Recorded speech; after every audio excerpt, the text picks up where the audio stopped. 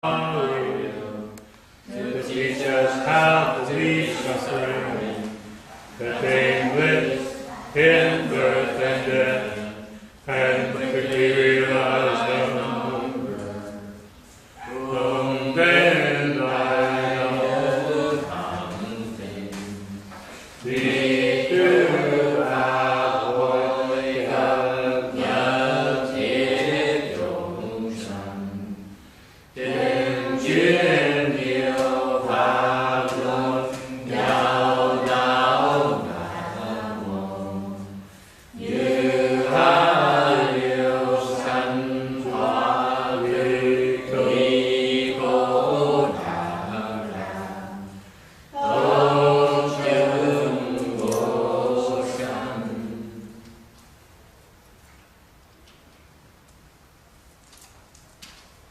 Homage to the blessed, noble, and perfectly enlightened one. Homage to the blessed, noble, and perfectly enlightened. Nam mô Sa Đan Phô Su Chê Đô Ye Phật La Hờ Đi San Miao San Bồ Tô Xế. Namo Sa Phật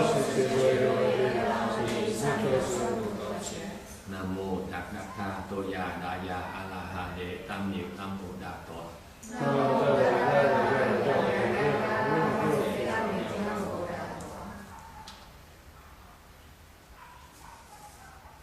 The unsurpassed, profound, subtle, and wonderful God, in 100,000 million aeons is difficult to encounter. Now that I come to receive and hold it within my sight and hearing, I vow to fathom thus come one's true and actual meaning. O Shan Shan Shan Vây Điều Phật Văn Thiên Văn Thiên Văn Thảo Nhi Lo Thiên Thiên Văn Đa Sâu Suy Yên Ye Ru Lai Chân Thầy. O Buddhas and Bodhisattvas, Venerable Shenhua, Venerable Six Patriarchs, all Vishuddhis, all good no advisors of Amitabha.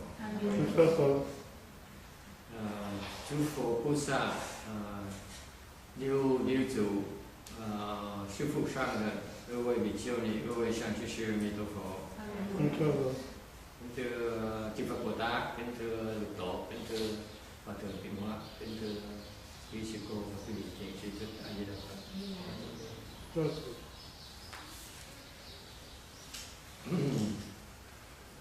Okay. Wow.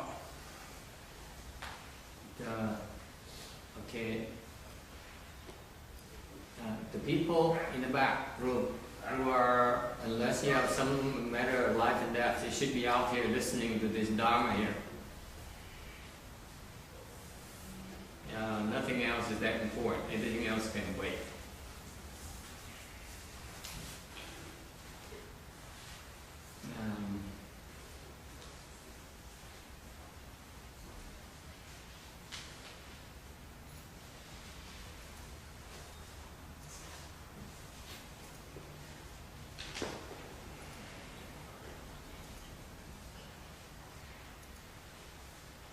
Okay. Xin chào quý vị. Hôm nay là một cái cơ hội rất là tốt lành, rất là cao thượng. Chúng ta cái đây là cơ hội đầu tiên mà chúng ta tập hợp lại với nhau để mà nghiên cứu kinh Kim Cang. Today is the most auspicious event in our temple. This is the beginning of the Dharma Assembly for investigating Anavasha Sutra. I'm very excited about this. Tôi rất hoan hỉ có cơ hội này to be able to explain the sutra for you and for for the rest of the people who would like to understand the Vasha Sutra. Tôi rất là hoan hỉ có cơ hội để trình với quý vị cái sự hiểu biết về cái kinh Kim Cang này để chúng ta có cái sự hiểu rõ hơn về cái Phật pháp một tí. This Vajra Sutra, the title is Vajra Prajna Paramita Sutra. Kinh này là is there no Chinese translation today? That's necessary. Kinh này là kinh Kim Cang Bát Nhã Ba La Mật. Là cái tựa của cái kinh này được dịch từ tiếng Phạn ra tiếng Hoa, who is translated from Sanskrit into Chinese by the Tripitaka Master Kumarajiva, được dịch từ tiếng Phạn tiếng Ba qua do ngài Kumalathap. And the text, the English text we use for our explanation is based on the DRBA's text. Cái văn tiếng Anh, bản tiếng Anh mà chúng ta dùng ngày hôm nay là cái bản của từ Bàn Bạch Thành ra. We need to express our gratitude for a most excellent translation. Tôi phải nhấn mạnh rằng cái bản tiếng Anh họ dịch ra, cái bản Phật Bàn Bạch Thành dịch tiếng Anh này rất là hay, rất là chính xác. I like it a lot, and I'm grateful for having been able to study this sutra in English. Tôi rất là biết ơn Bàn Bạch Thành đã dịch kinh là tiếng Anh, một trong những kinh đầu tiên tôi đọc để mà tôi có sự hiểu biết về cái sách này. And I use it verbatim except for a few areas where I found the translation to be not as accurate as it could be. Tôi dùng cái bản tiếng Anh này trừ ra một vài chỗ tôi thấy nó hơi không được chính xác lắm, tôi sửa một vài câu thôi. So basically it's the original English text translation from the DRBA, except for some minor alterations, a minor adjustment from my part to better reflect, more accurately reflect the Dharma that's being transmitted to us. Lý do tôi phải sửa tiếng Anh là để cho nó được chính xác hơn, cái pháp mà được truyền qua cái thế giới chúng ta được chính xác hơn một tí. Okay, so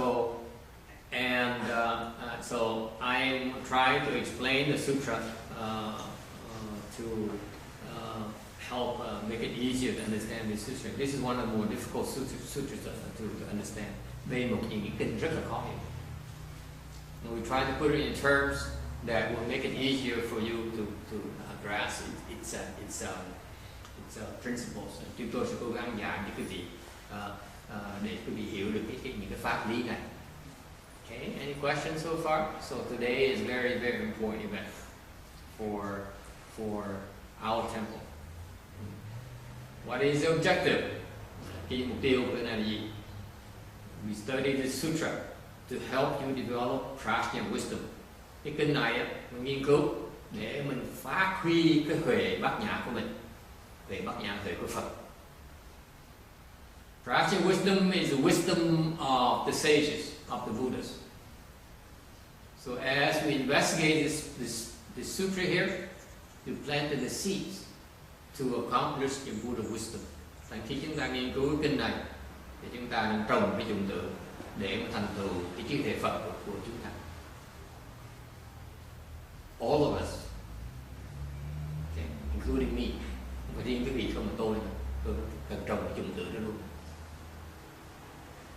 Okay.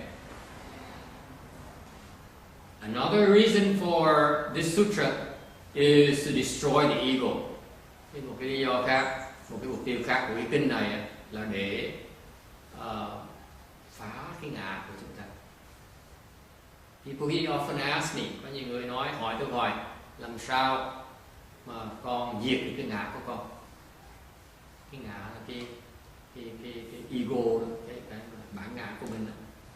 Thì cái kinh này nó có những cái pháp mà nó sẽ giúp chúng ta phá cái ngã.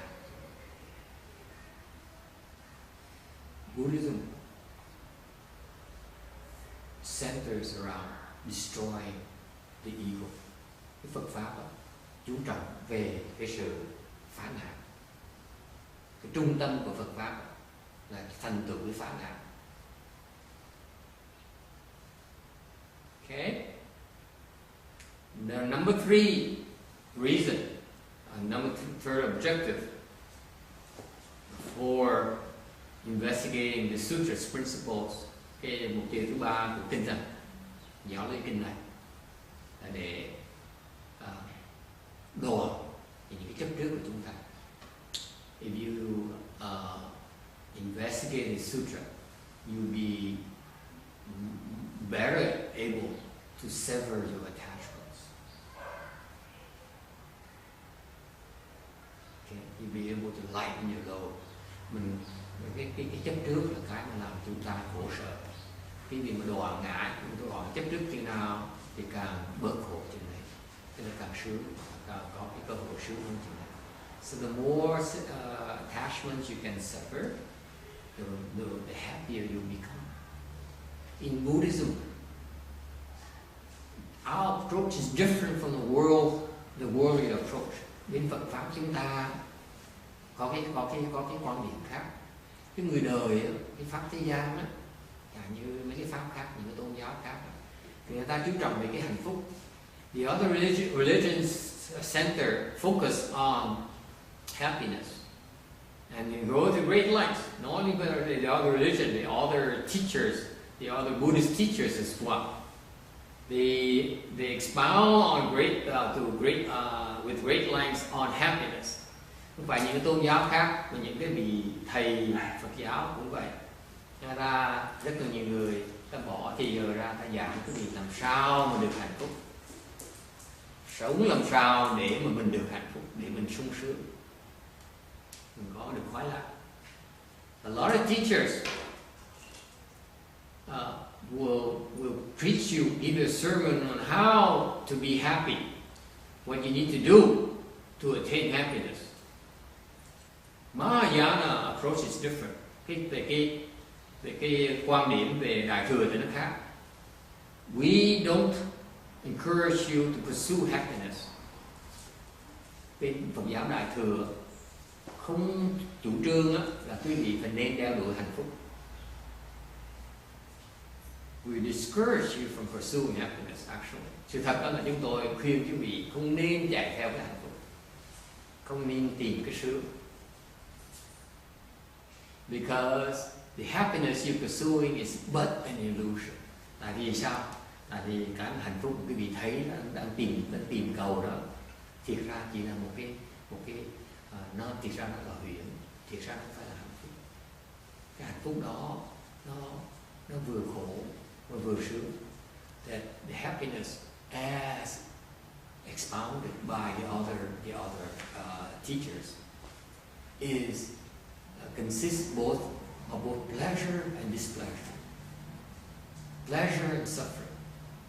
Quý vị nghĩ chứ qua cái hạnh phúc của quý vị, chẳng hạn như có người nói là tôi muốn được người yêu. Some people praise love. They say nothing more important in life than having and being with someone you love.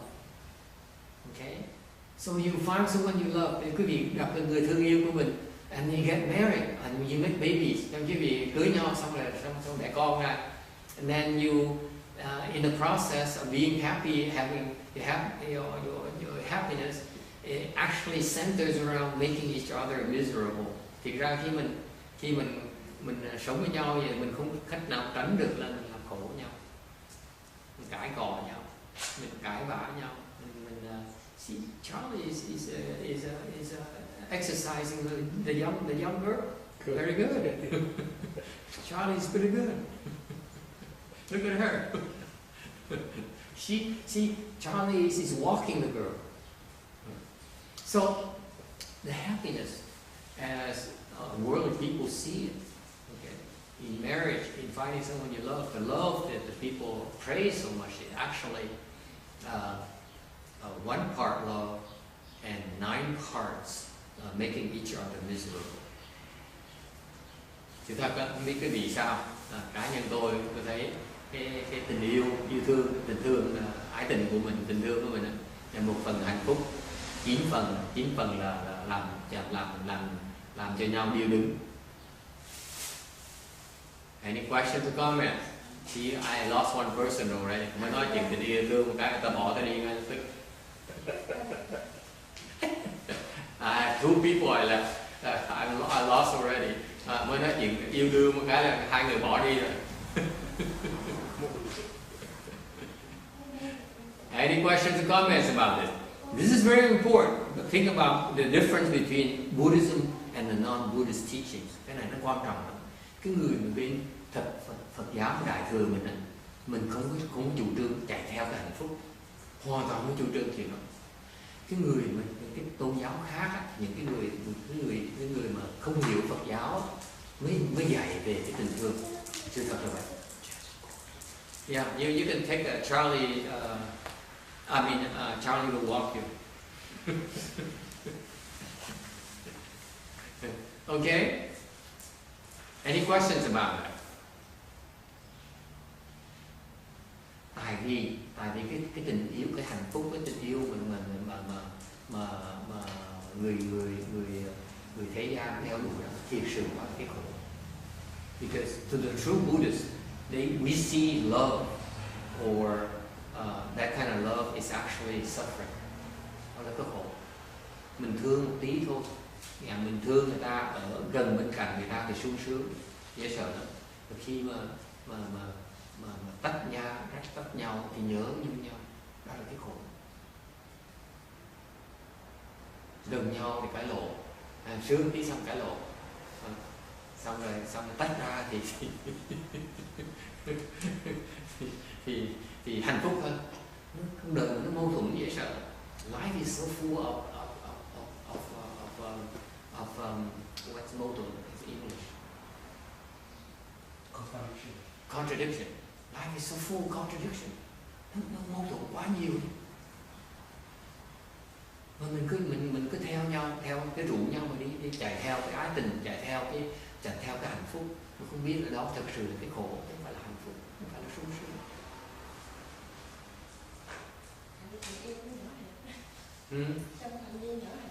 Trong phạm vi nhỏ hẹp nó sung sướng.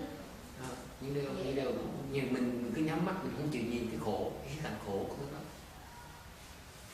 Okay, yes. Any questions? Yes. Thầy giảng chúng ta, thầy chưa giải thích từ kinh Lạc Đà Giảng. Okay. Question is, we haven't explained the title of the sutra yet. I'm coming to that. Okay, I'm going to give you only a general survey of why we want to investigate this sutra. Tôi chưa giảng và chi tiết, tôi giảng sơ về tại sao mình muốn học cái kinh này. Tại kinh có những cái quan trọng, rất quan trọng. Okay. So I assure you, in this sutra, for example, you will not find us promoting love and the pursuit of happiness. Và nó trong kinh này, tôi trước khi quý vị biết, nếu quý vị tới đây mà muốn tìm hiểu về hạnh phúc với lại khoái lạc thì kinh này không giảng được cái gì. Tại sao như vậy? Tại vì trong cái đại thừa đó, because in Mahayana, what is happiness in Mahayana? Hạnh phúc bên đại thừa là cái gì? Hạnh phúc bên đại thừa là sự vắng mặt của cái khổ. In Mahayana, happiness is absence of suffering.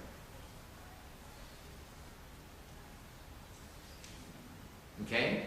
The worldly dharma, cái pháp thế gian, người ta gom cái khổ với cái sướng lại một cái, gọi là cái hỏi là hạnh phúc, gọi là cái ái tình, gọi là tình thương. Thì ra nó vừa khổ vừa sướng ở trong. Thế là không thể nào mà tách nó ra được. Có khổ mới có sướng, có sướng mới có khổ được.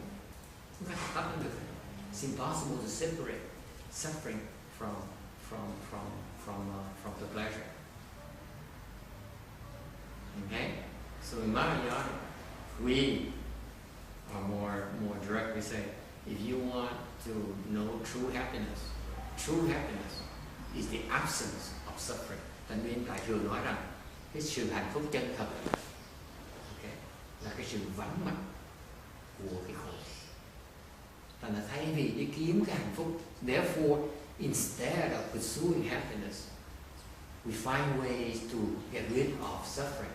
Thay vì mình tìm cái sướng, okay, tìm cái hạnh phúc, thì mình chặt cái khổ của mình còn lại cái hạnh phúc.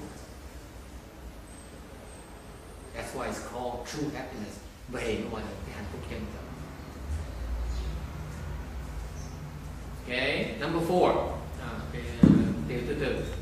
Now, you will plant the seeds to understand true emptiness. Học kinh này, quý vị sẽ nghiên cứu kinh này, quý vị sẽ trồng cái種tử để thành tựu được cái chân không. You'll be able to understand more about true marks. Quý vị sẽ bắt đầu hiểu nhiều hơn về cái chân tướng là cái gì. Chân tướng là gì? Chân tướng là sự thật. You learn about the truth. True marks are the truth. Okay, any question? Ai thắc mắc gì không? I ask people to come and join the assembly. Tôi yêu cầu mấy người ở phần sau làm việc tới đang ngồi nghe, tại vì because what you're doing is I want to give you those great benefits. Tại vì nói cho quý vị biết, quý vị ngồi trong cái pháp hội như vậy, quý vị hưởng rất được nhiều cái phước lộc. Okay. Just as I prepared to explain the sutra. Cái tháng vừa rồi khi mà tôi là bỏ cái thì giờ còn lại cái tháng vừa rồi để mà soạn để giảng kinh này, so many wonderful things, so many auspicious things happened to the temple and to this assembly, to cái chùa này. Cái tháng vừa rồi khi mà tôi bỏ thì giờ ra soạn cái phần cuối cùng của cái giảng kinh Kim Cang này, rất có những chuyện rất là tốt đẹp xảy ra, rất là may mắn xảy ra cho chùa. I realized that it comes with blessings from investigating the principles, the true principles. Cái này nó từ tôi mới thấy, tôi mới hiểu rằng là cái này là do cái sự tốt đẹp các từ nó xảy ra, tại vì nó đi đôi với cái sự nghiên cứu cái chân lý. And that's why I ask those people to sit in the assembly so that they too can get those auspicious benefits as well.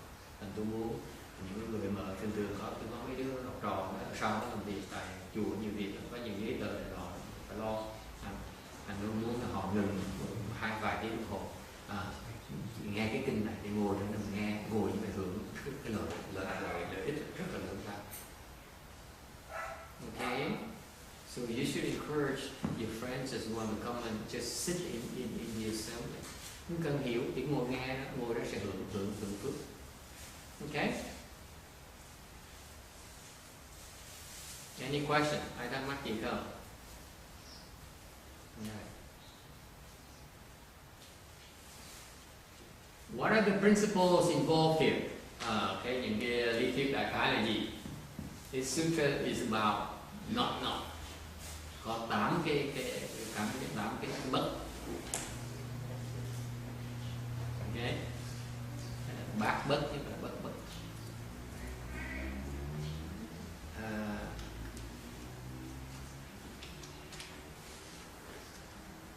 Có 8 cái bất. Kinh nên nó có 8 cái cặp là bất là không. There's a concept about the truth. 8 cái bất này, bát bất này, cái bất của cái sự thật. Sự thật là như vậy. Muốn biết sự thật là như vậy. It's not born, not extinguished. Không sinh, không diệt. Any problem with that? Sự thật đó, nó không sanh, không diệt.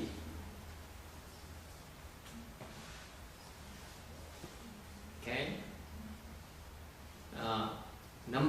The second pair, not destroyed, not permanent. Bất đoạn, bất thường.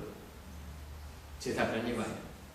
Những cái gì nghe người nào mà chủ trương là có sanh có diệt, tôi có sinh ra, tôi có chết, thì cái người đó chưa hiểu sự thật.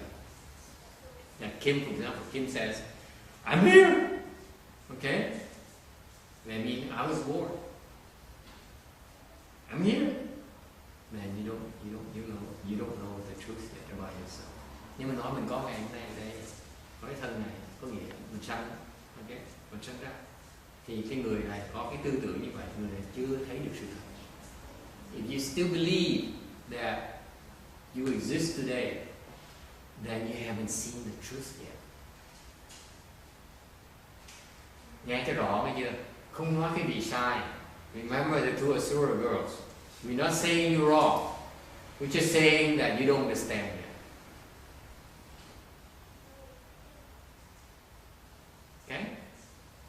Quý vị không có sai, quý vị chỉ không hiểu thôi, quý vị vô minh thôi. Okay? Not destroyed, not permanent. Đây là hai cái lý thuyết mà đời xưa người ta tin là thường với đoạn. Thường có nghĩa không bao giờ thay đổi, đoạn có nghĩa là chết là biến mất, trở về cát bụi. Nó cũng sai, hai cái tư tưởng đều sai. There was two thoughts. When you destroy it, meaning that it's impermanent, you return to dust when you die. That's a false concept. Or you never change, like permanence. You're also wrong concepts. Not come, not gone. Không đến mà không có đi.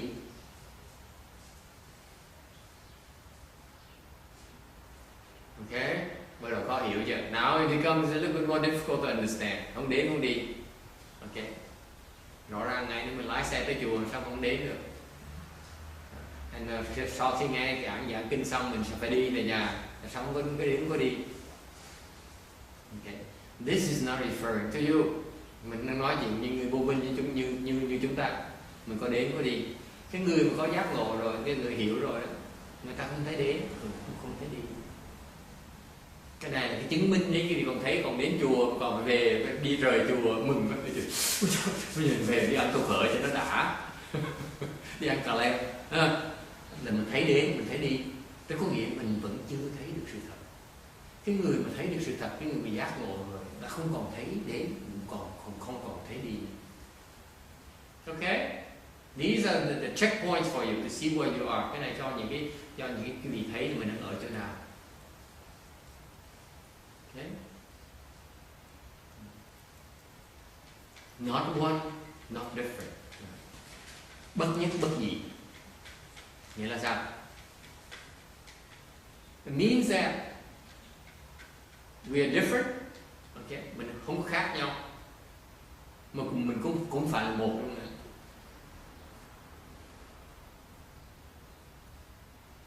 Okay, of course we not different.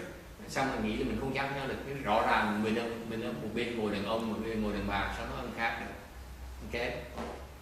Let's face it, one side is male, one side is female. That's how we like it, so that you guys are under control. Ngồi như vậy thì nó đỡ vọng tưởng. Đáng tiếc là tụi ai tu la nó ngồi với nhau nó chả có thoát được cái sự hiềm khích với nhau. Unfortunately, the Sura is still together, so they still can't handle the enmity there. But so they still see this is an indication of why they're confused. Cái này là một cái bằng chứng minh cho cái việc thấy mình còn tối tăm là tại vì mình còn thấy khác biệt với nhau. Okay.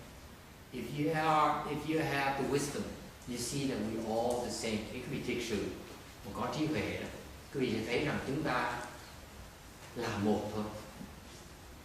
Okay? Mà cũng phải là một.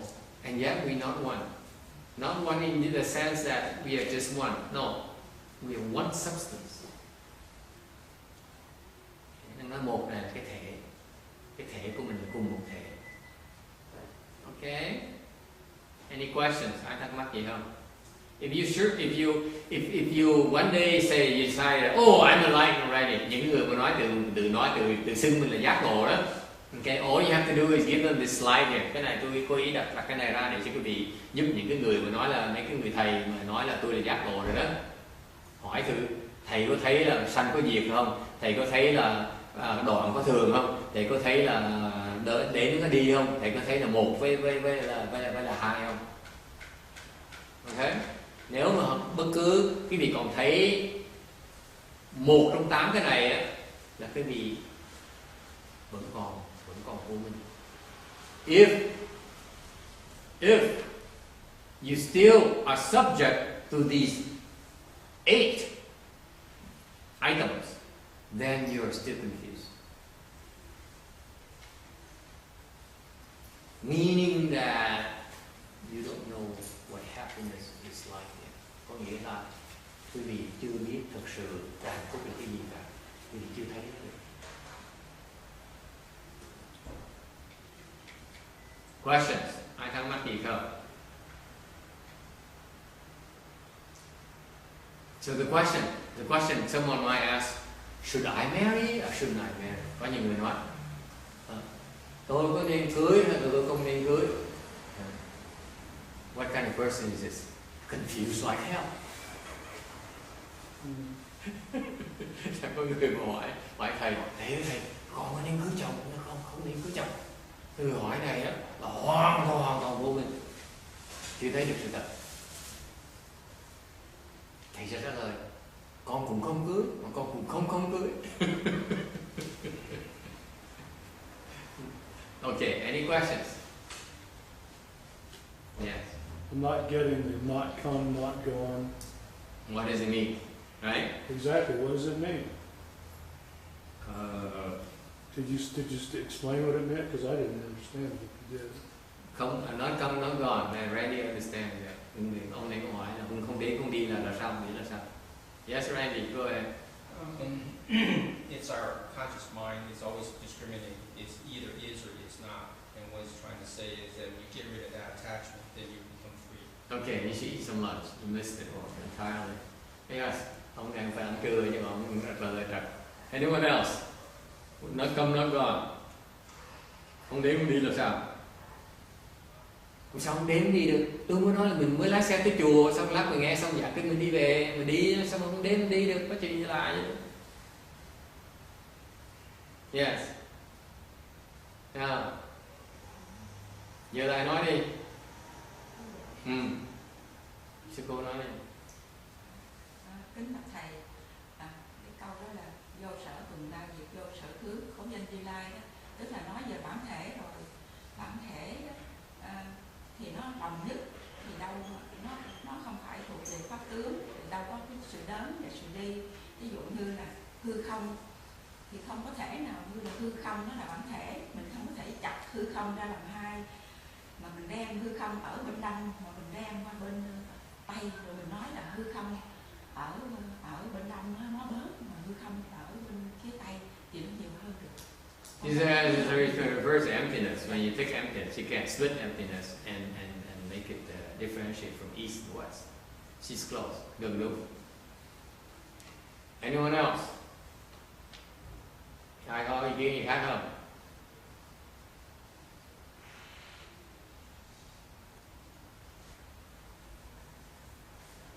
Cái người giác ngộ đó, thì họ đắc được một cái trạng thái, một cái pháp thân. Those who are enlightened have something called Dharma body. The Dharma body does not come nor does it go. Cái pháp thân cái vị đó là nó không đi mà cũng không đến. Có nghĩa là sao? Cái pháp thân của cái vị đó, pháp thân của chúng ta đó là tất cả cái vũ trụ này luôn. Thì làm sao mình đến mình đi được? Mình đâu có đi đâu được đâu, mình đã ở đó rồi. Mình muốn đi cũng không được, chẳng có chỗ nào mà đi hết, ngoài cái chỗ mình cái vũ trụ mình tất cả vũ trụ rồi. Cái pháp thân mình đó, cái pháp thân của quý vị mà quý vị không biết đó, đang có sẵn đó, có một cái thể, một cái pháp thân đó, cái đó nó là cái vũ trụ này. Cái vũ trụ này không có thể đi mà cũng không có thể đến được. Tại quý vị tu đến trình độ nào đó, quý vị sẽ thấy được mình có cái pháp thân, thấy được cái pháp thân đó, thì sẽ không còn thấy, không còn đi. Được không? Và bây giờ chưa thấy thôi, còn thấy nữa đi. Hiện bây giờ thấy cái này là cái nhục thân, chưa thấy cái pháp thân được. Right now you only see your flesh body. That's why you still see I'm driving to the temple. But when you see your Dharma body, you see it's there already. It's no driving. Okay? Nghe được không ghi? Cái phần này đừng có tích chép ra đi, tại vì nội trong một tháng tôi có đồ soạn cái bài giảng này. Yes. But the Dharma body is attached to the flesh body, isn't it? What? Is the Dharma body attached to the flesh body, or does it go where the flesh body goes? No. The Dharma body, as by definition, is the entire cosmos, the universe, the Dharma realm. So your flesh body is inside the Dharma body. Nó rất khác là cái nhục thân chúng ta có, nó ở trong cái pháp thân chúng ta. Có nhiều cái thân lắm. You don't realize how rich you are. You have so many bodies. You have at least 2 right now. Quý vị có ít nhất có 2 cái pháp thân rồi. Hai cái, một cái là nhục thân, cái là pháp thân. Today you just discovered how rich you are. You have 2 bodies. Quý vị chỉ biết xài cái nhục thân quý vị thôi, quý vị chưa biết xài cái pháp thân quý vị. You have something called Dharma body and you don't know how to use it yet. That's all. Giống như quý vị như con nhà giàu có, cha mẹ giàu có, cha mẹ để gia tài là cho mình để mình nhỏ và mình chưa biết xài cái tiền thôi, nên mình có sẵn tiền thôi. Okay. It's not different from you being born to a rich family where your parents left a fortune to you, but you don't have to utilize the fortune yet. That's all. It's yours already. It's already yours. You don't need to do anything to earn it. Nó có sẵn rồi, mình chưa biết xài thôi, mình cần làm nhưng mà đó mình đã có. Bởi vậy mới không có, mới không đi, mới không làm. Any questions? I thắc mắc gì không? Yes. So that's why it's also not one, not That's right. That's why it's not one, not different. The same thing. Bởi vậy cũng là bất nhất, bất nhị. Bất nhất là tại sao? Bất nhất là tại vì cái pháp thân này thì cho nó là hư không. Bởi vậy bất nhất, không có gì ở trong là bất nhất. It's not one because it's Dharma body of ours. It's actually true emptiness. That's why it's nothing there. Not one, not even one. It's not different. Nó không bất nhị nghĩa là sao? Tại vì cái pháp thân mình đó, nó có hết tất cả, không có gì mà nó không có hết. Cái đâu khác nhau đâu. It's not different because it contains everything. Therefore, it cannot be different. It's a total of everything, total sum of everything. Therefore, it cannot be different than for anything else. It's there. Nghe được không? Don't try and understand too much. Từ từ cái gì sẽ thấm từ từ. Cái nghe kinh phải nghe từ từ cho nó thấm. Rồi đừng cố gắng hiểu. I don't want you to try and understand too much. Just listen and let it soak in. Nghe để cho nó thấm từ từ. Ngày nó cũng như hiểu. Chứ không phải hiểu dùng cái trí để hiểu. Khi dùng cái trí để hiểu nó nhầm như vậy. I don't want you to understand with this. I want you to let it soak in. Especially you who put so much emphasis on this understanding from your Western training. Okay, that understanding of yours is so too shallow. Cái hiểu biết chúng ta có đó, nó rất là nông cạn, nó không quan trọng, từ từ cho nó thấm. Cái này gọi là chỉ huệ, thể hội. Buddhism is you need to understand, let it permeate and become one with it, become second nature. Okay. Thể hội có nghĩa là nó thấm vào, nó với mình là một. Không có gì mà không có gì để mà hiểu hết. Khi nó thấm vào rồi, nó với mình là một. When it permeates you entirely, that understanding in you is one and the same. It's nothing to understand. You get it? Cái thể hội, cái quan niệm thể hội của Phật giáo rất là quan trọng. Thể hội, chỉ huệ, có nghĩa là nó ở ngoài, tại mình còn vô minh, nó phải để cho nó thấm mà khi nó thấm rồi, mình với nó là một thôi, mình không cần hiểu nữa, nó đã sẵn rồi, đâu cần gì đâu mà hiểu nữa. Nó hiểu tại muốn hiểu tại nó còn ở ngoài mình mới đòi hiểu, khi nó vào trong rồi đâu có gì mà hiểu nữa đâu, nó sẵn rồi. Quan niệm Phật giáo nó tế gì dễ sợ vậy? Cái vô minh nó bắt mình hiểu, nó đòi mình hiểu, ngoài chạy ra ngoài mình hiểu, tại nó khác mình nghĩ mình nó là khác. Còn cái thể hội là nó vào, nó thấm vào mình rồi, tự động mình biết chứ mình phải hiểu. Okay? So the permeation is a process where your understanding, as you Westerners are used to, as we are trained to do, is we see something, we analyze it, so we hear, we examine the outside world, we try to understand it. Okay? And there's a separation. If you allow that knowledge, that wisdom to permeate you, it seeps in and becomes you, There's nothing to understand. You have it already. You don't need to understand. Okay? Very subtle thing about Buddhism. Okay, I know people like Jimmy who says, oh, I know so much, I'm so smart, I understand everything he tells me. It's no big deal. If bởi có nhiều người nói là tôi rất là thông minh, cái người mấy cô ngồi sao tôi thông minh vậy, sao thầy nói tôi hiểu ngay lập tức. Đó. Khi mà hiểu cái lời thầy nói là cái người này vẫn còn vô minh như thế. Cái người mà khi mà người ta mà để nó thấm rồi cũng cần hiểu, thành ra lúc mình cái huệ bên Phật giáo mình là ai cũng có thể đắc được hết như vậy, không cần thông minh vẫn đắc được như thế. This is the big difference between Buddhism and the other faith and the other learning things. Is because in Buddhism you do not need to be smart. Mình không cần phải thông minh để học Phật giáo. You just allow it to permeate, cho nó thấm vào, từ từ thì trở thành nó mình là một. Let it permeate, you become one with it. And that's why, bring back to the point where what you allow to permeate is very important. Nhắc lại cái gì chuyện này, nghe cho rõ này. Nếu mà cho nó thấm vào mình, okay, thì mình sẽ thể hội nó được, cái đó quan trọng lắm. Okay. Nhưng điều cái đó nó nhấn mạnh là quý vị phải biết chọn cái gì để cho nó thấm vào. Quý vị chọn trật nó thấm vào, quý vị chết gắt cái đó. Chọn độc để cho nó thấm vào, quý vị chết. Mà chọn cái chân lý nó thấm vào, quý vị hiểu, quý vị đắc được giác ngộ. If you choose the wrong principles and allow to permeate you, you'll be in big trouble. You end up in big trouble.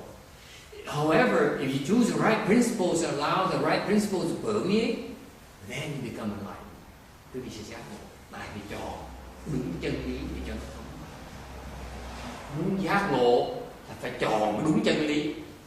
The premise here, if you want to be enlightened, if you want to become a Buddha, muốn thành Phật, phải chọn đúng chân lý thành Phật được. Cho nó thấm vào thôi, mình sẽ thành Phật. Just come to a lot of these Vajra Sutra explanation, you become a Buddha. Quý vị chỉ cần tới, like Amy here showed up finally. This is very important Dharma lesson. You keep on attending these Vajra Sutra assemblies, and you let these principles permeate you. You become enlightened. Chỉ để cho nó thấm vào, mình sẽ giác ngộ. Phật giáo mình dễ sợ như vậy đó. Không cần hiểu. Don't need to understand.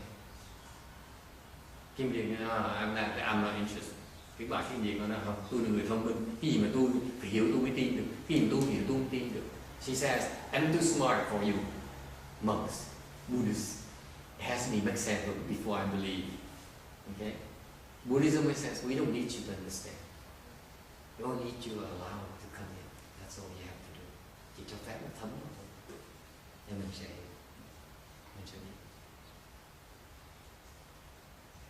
Okay? Any questions? Cái dễ không? Cái giác ngộ dễ dàng. You see how easy to get enlightened? It's so easy. Dễ sợ luôn. You keep on climbing, shooting for the moon and Mars and so on, seeking knowledge. Quý vị thấy người thế gian này, người ta muốn tìm cái sự hiểu biết mà người ta bay lên mặt trăng này, người ta bay qua cái hành tinh Mars, hành tinh khác để ta tìm cái sự hiểu biết. Phật giáo nữa, mình có sẵn rồi để cho nó thấm thôi, quý vị sẽ thấy hết tất cả. You need to go to Taiwan. Huh?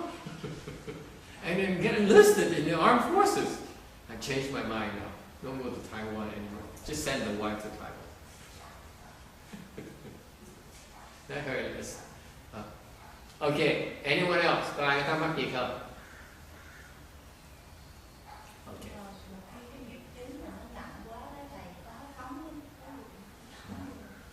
Thì ra như vậy. Good question, good point. She says, sometimes your obstruction is so heavy that it is not permanent. Tại sao nó không thấm? Tại vì mình không cho nó thấm. Tại vì cái giống như nước với cái tường vậy. Khi mà để nước tới tường, từ đồng nước ra sẽ thấm một cái từ. Cái vấn đề là mình cho phép nước nó đụng cái từ nó mới thấm được. Cái nghiệp chướng là tại mình chứ tại người ta. Mình nhất định cho chẳng như hai cái đứa Atula sáng mình nói đó. Tôi dạy nó nói chuyện là tôi không tin lời. Mình nói là chúng con chỉ cần làm như vậy là giải quyết xong. Không được, không làm. Gọi là cái nghiệp chướng như vậy, không cho phép không chấp nhận, không cho nó vào. Dễ sợ như vậy, chứ đâu phải mình không muốn giúp họ đâu. Hồi sáng có người nói tại sao thầy không giúp? Thầy giúp mà nó không nhận, mình cũng chịu thôi. Phật giúp mà nó không nhận, cũng chịu thôi. Phật cũng chịu thôi. Phật để cho nó cắn nhau. Nó đau đấy, riết là nó mệt cho nó mới bắt đầu nó mới nhận. Nó biết nó không nhận là tại vì nó còn có sức. Nó nghĩ là tôi không cần. Khi nó kiệt cái sức rồi, nó thấm vào nhân chứ. Thành lúc mà nó còn sung sức á, cho nó đấu nhau. Mình nói tiếng Việt thôi, mình nói tiếng Anh.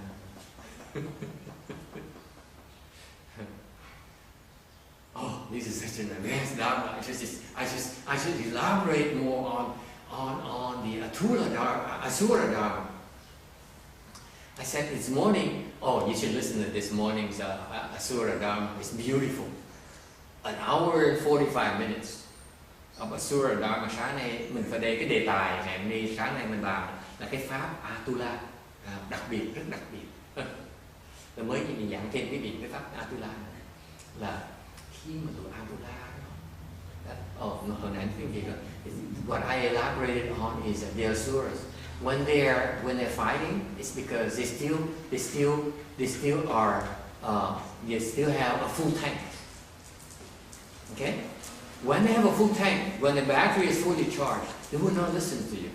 So what you do is you let them fight each other, so that the batteries run low, the fuel run low, they get tired. That's when they are more receptive to your teaching. That's why it doesn't hurt to have the Asuras beat each other for a while. Thành như khi mình để cho tụi Atula nó đấu nhau một thời gian cho nó mệt cái đã, xong nói nó mới nghe. Let them wear each other down. Then they're more receptive to the teaching.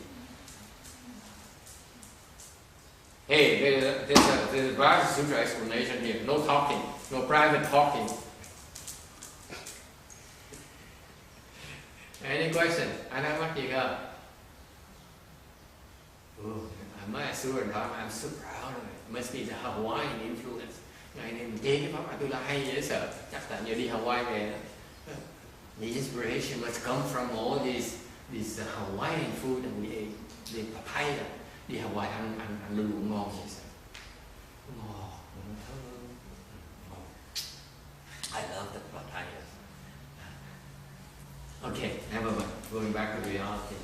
Để cho nó đấu nhau đi. Mình cười cả.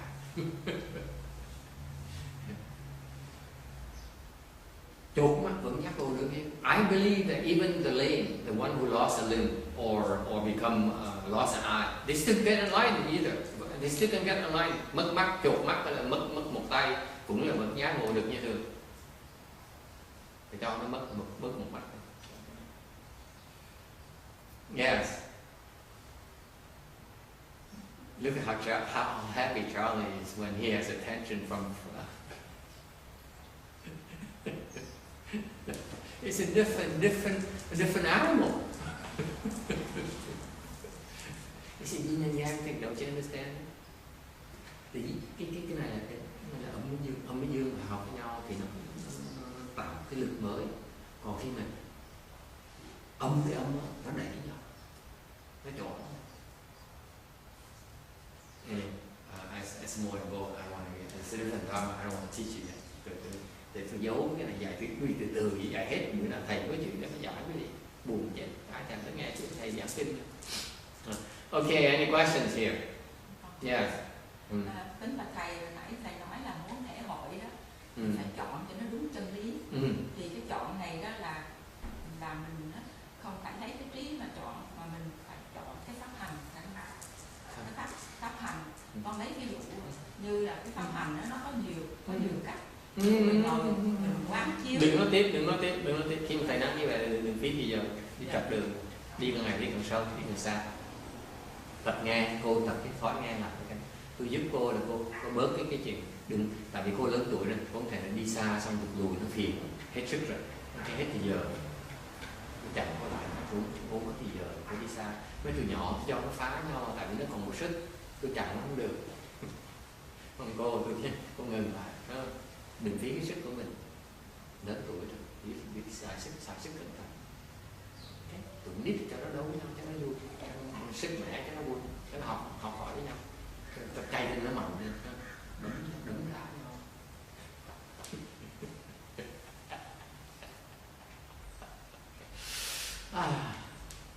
Thầy có nhiều phương tiện, thành ra vậy tôi trả lời sư cô rồi, sao tôi trả lời câu sau. Cái chọn cái pháp này nó quan trọng, không phải ở cái hành chỉ chọn cái pháp thôi. Đặt có lòng tin vào cái đúng cái pháp, nghe cái pháp, đọc cái pháp.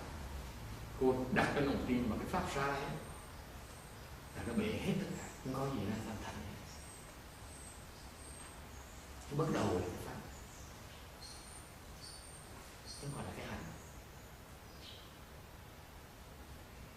She says, when you say that you should let things permeate so that you can become one with it, becomes your second nature.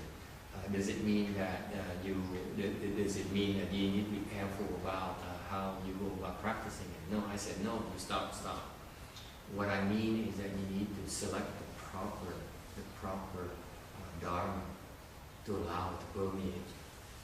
If you choose the wrong meditation method, okay, that is you will be off. You will never be able to understand how to meditate properly. Dạ, như quý vị muốn học thiền, chọn phương pháp thiền, nghe phương pháp tu luyện thiền nó sai á, thì không thể nào quý vị thành tựu được cái pháp môn tu luyện thiền. Tôi chọn cái pháp mà nó đúng thì trong tương lai mình sẽ thành tựu được cái pháp, cái chánh pháp. Okay, I have 2 more questions. Nãy thầy nói đó, như tất cả mọi sự chúng sanh đó, thì đều có nhục thân và pháp thân. Đúng. Thì nhục thân có phải nhục thân thì không được thanh tịnh, mà pháp thân thì được thanh tịnh chân. Đúng. Cái nhục thân mình, cái thân thể mình này, cái thân thể xác thịt này của mình, nó là huyễn, nó là không nhục tình. Còn nó phát thân từ pháp thân của mình, nó hiện ra, nó tùy duyên nó hiện ra thành cái nhục thân này, thì cái xuất gốc của nó là thanh tịnh. Okay. Pháp thân mình thanh tịnh rất là. The question she says, when I mentioned the flesh body and dharma body, the flesh body is impure. It originated from the pure dharma body. Yes. Third question. So to find the proper dharma, that's really, it goes back to the blessing. Yes. Muốn chọn cái chính pháp là sao? Nói là mình có phước mình sẽ chọn đúng cái pháp. Cái người cũng có phước, cái tà pháp, quý vị gặp tà pháp quý vị dồn nha. If you have the blessings, you encounter the deviant dharma, you repulse by it.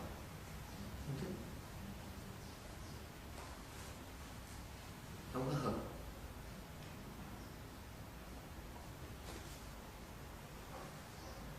Okay. Thành cái người phải có bắt đầu một cách là trồng cái phước để cho cái chỗ đúng. Bởi vậy mấy tổ sư có gọi là chánh pháp, cái tổ sư cái đời mình này, mấy cái Phật pháp là chính tông đó, chánh pháp đó, có cái dòng đó, cái trồng phước cái dòng đó rất là an toàn. Okay, so you blend the blessings with the proper places at the proper dharma, and then you will naturally encounter the proper dharma, able to absorb it. Okay. Any questions? Ai thắc mắc gì không?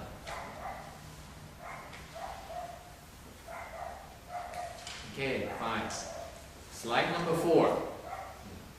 What is this prajna dharma? Cái pháp bát nhã là gì? The Prajna Dharma is one of the 5 dharmas that the Buddha transmitted to the human realm. Cái pháp bát nhã là cái pháp mà Đức Phật đã bỏ 22 năm để mà dạy cho cái cõi được cả đời loài người. 22 năm trời Ngài giảng pháp bát nhã. He spent 22 years of his life to explain this Prajna Dharma. It shows you how important it is. Quý vị thấy nó phức tạp và nó quan trọng như thế nào. 22 năm trời để dạy một pháp thôi. To teach just one dharma called Prajna Dharma. How profound, how important it is. Nó quan trọng, nó sâu sắc đến độ như vậy. Okay. He have convened 16 different assemblies. Đã họp lại 16 cái chỗ khác nhau. Okay. The Chinese version that came from the Sanskrit has 600 rolls. Cái được dịch từ tiếng Phạn ra là có 500 cái cuốn. Phải cuốn không? Hồi xưa kinh họ không có mở như mình đâu. Hồi xưa là họ biên xong rồi họ cuốn mà. Họ cuốn họ đem đi. Okay. This is the largest section of the Sutra store. Cái pháp bát nhã là cái pháp mà cái phần nó lớn nhất trong cái kinh tạng của Phật giáo. On the 9th assembly, cái hội thứ 19 là hội thứ 9 was summarized into this sutra. Thì hội thứ 9 mới được tóm tắt lại thành cái kinh này. And they were translated. Oh, this is how come it's not? Oh, it was translated by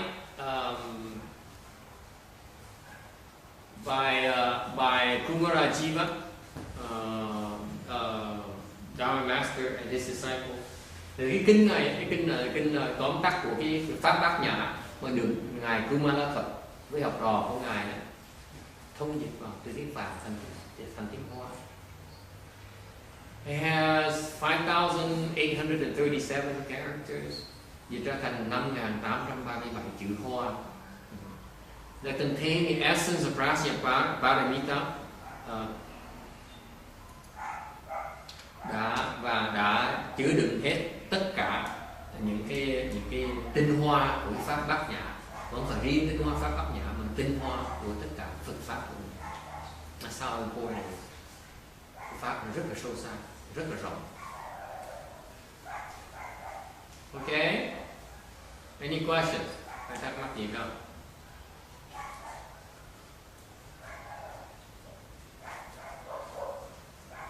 Alright. Slide number 5. So, tấm thứ 5.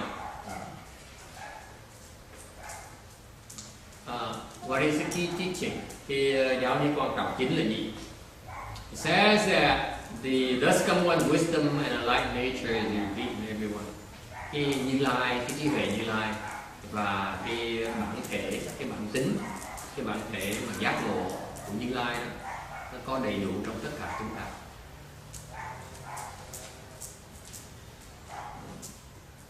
It's only because our false thinking and attachments obstruct us and prevent us from certifying to it.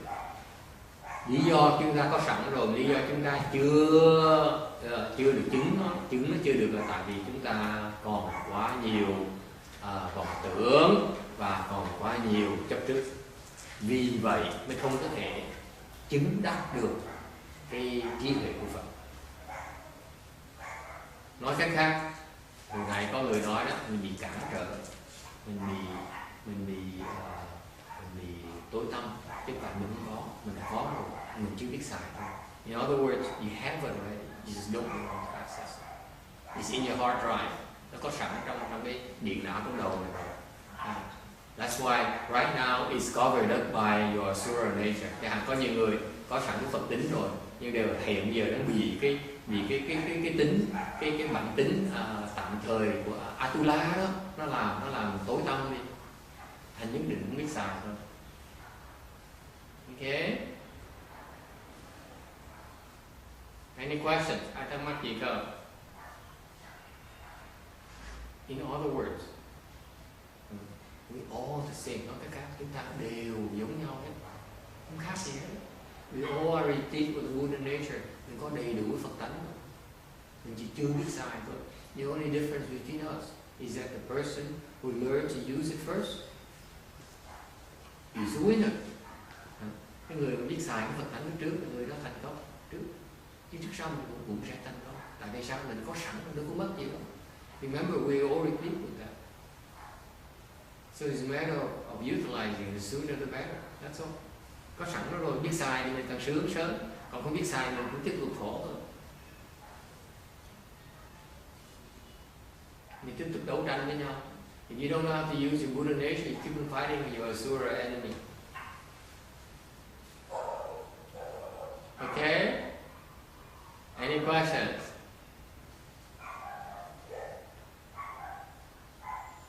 So in other words, don't blame me for your trouble. Đừng nói cái khác, quý vị đừng có mắng thầy, nói tại sao thầy cứ để cho con đánh lộn với câu kia. Don't tell me, don't ask me, Master, how come you allow me to fight with, you let me, you put me in position to fight with my arch enemy?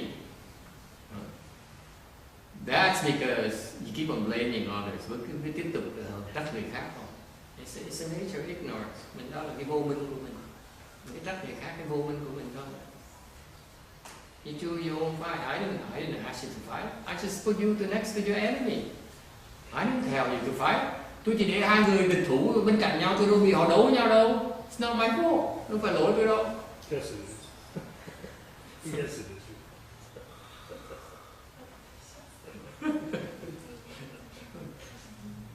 We did lighten up the atmosphere. Mình phải có cái không khí nó cho nó nhẹ nhàng tí, chứ còn mình nói được chuyện mà sâu xa có ai mà chịu nổi. We need a little bit of laugh every now and then. Okay. Slide number 6. Cái thứ sáu. There are two kinds of attachment. Hai cái loại chấp trước. Một cái mình phải để ý tới. Okay. Attachment to self. Cái chấp trước về cái ngã. Mình nghĩ là mình có. Mình là mình. Okay. Attachment to self. Thinking you're right. Nghĩa là mình nghĩ mình đúng. Anyone think you're right? Có ai giơ tay lên coi thử, có ai nghĩ mình đúng không? Everyone except for the two asuras. That's a good one. They don't think they're right, but they fight like crazy. So, first attachment is the heaviest attachment is attachment to the self. Cái chấp trước của con ngã nó nặng lắm, khó, rất là khó.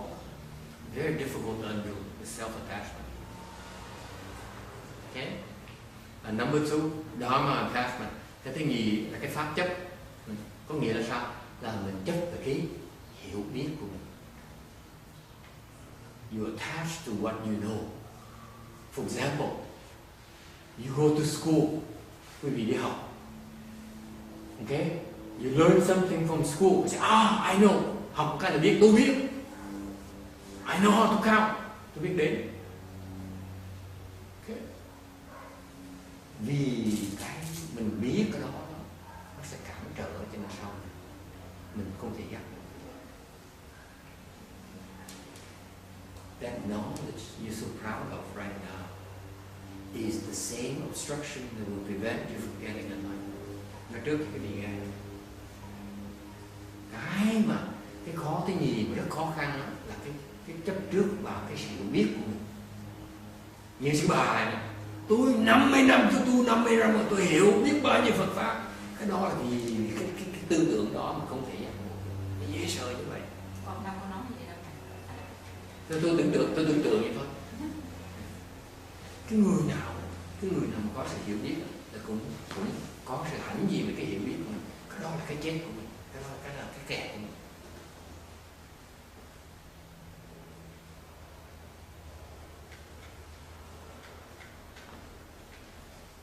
Okay?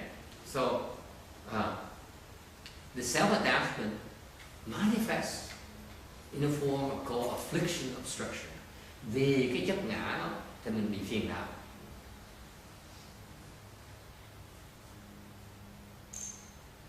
Nếu như quý vị còn bị phiền não là gì? Phiền não là mình bực mình là cái phiền não. What is affliction? Affliction is you unhappy. It's an affliction. Or you happy, hoặc cái gì sung sướng cũng là một cái phiền não luôn nữa. Thì bởi đó cái vị tiên gì không? Mình hạnh phúc mà có gọi là phiền não. Tại sao hạnh phúc là phiền não? Jasmine, why is it you happy and it's an affliction? Mình muốn thêm. Đâu có đủ đâu. You want more of it. Thành ra sướng cũng là cái phiền não, khổ cũng là cái phiền não. Để ý chuyện đó. Number 2, with the Dharma attachment. Dharma is anything. Dharma là bất cứ cái gì mà cái tâm mình nó nghĩ tới, gọi là cái pháp chấp. Pháp là cái gì mình nghĩ được. Bất cứ cái tâm mình nghĩ được cái gì, cái đó gọi là cái pháp. Cái mình nghĩ được gọi là cái pháp. Cái pháp chấp đó, nó thể hiện ra bằng cách là cái sở tri chướng. Cái này cực kỳ nguy hiểm. Cái này là nguy hiểm, nó còn nguy hiểm là ma quỷ. This obstruction, what is known here, is even more dangerous than demons. Far more dangerous than demons. Cái vị tu, cái vị sợ quỷ, sợ ma, còn cái người mà tu cái trình độ cao mà sợ cái sở tri chướng. All the advanced cultivators are frightened of this thing called obstruction, what is known. Therefore, it brings back the point earlier. Nhắc lại cái điều mà thầy tôi nói đó. Nhớ hồi nãy tôi nói sao? Ai nhớ tôi nói gì về cái sở tri chướng không? Anyone remember the context of the obstruction, what is known? What I mentioned earlier, half an hour ago. What is it? No understanding. Understanding is an obstruction. Cái hiểu biết của mình là một cái tri chướng, là một cái chướng ngại. Nó dễ sợ như vậy đó.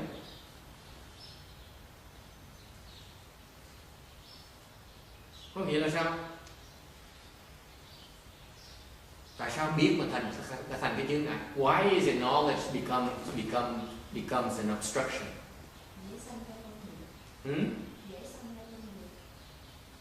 You are not willing to accept anything otherwise. Cái sợ tri chướng nó nguy hiểm chỗ này. Tại vì quý vị biết quý vị đúng, thành quý vị không thể chấp nhận cái gì ngoài cái đúng của quý vị.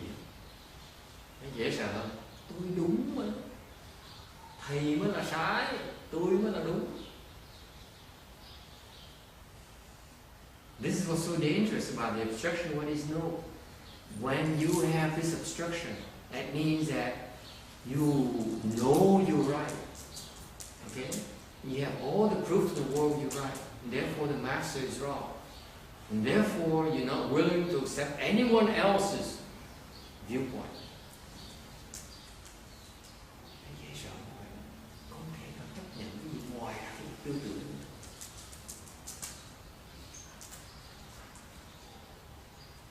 Tại sao như vậy? Tại sao nó nguy hiểm? Why is it dangerous? Tại cái đúng đó, nó theo cái thời gian. Nếu cái kéo thời gian dài ra, nó thành trật.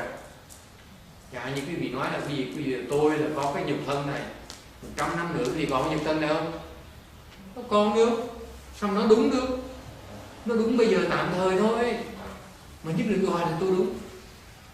Nhất định không muốn nghe 100 năm nữa, tôi muốn nghe cái 500 năm nữa. Vô minh nó dễ sợ như vậy. Cái Phật giáo nó tế gì dễ sợ. He said, I'll settle with Buddha Dharma. He said, of course you're right. Right now you have a flesh body. But after 100 years, you think you have one still? No, you won't. I have a new one. Maybe. Okay? And that's why right now you are right temporarily. But if you change the parameters, you change the domain, the truth is no longer true. That's why the obstruction, what is known, is so dangerous because you're so right now. Bởi vì cái sợ chi chướng nó dễ sợ như vậy. Tại bây giờ mình thấy rõ ràng mình đúng, mình không thể nào chấp nhận cái nào ngoài cái sự thật đó được. Biết bắt, biết tai, cũng nghe, cũng thấy. The master's got to be wrong.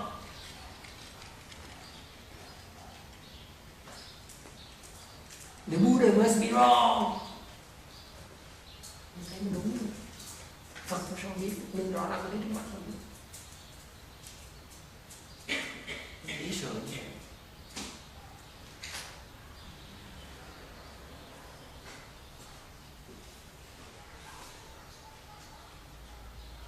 Any question? Ai thắc mắc gì không? So let me assure the two asuras, the master is not wrong. Nói cái gì hai con nhỏ Atula nói cho nó nghe rõ ràng ngày hôm nay. For your sake as well. Cho quý vị luôn, cho quý vị luôn. Thầy đúng có sai, con mới là sai, thầy cũng sai. Không tìm cái đấu nhau. You don't believe me, keep on fighting each other.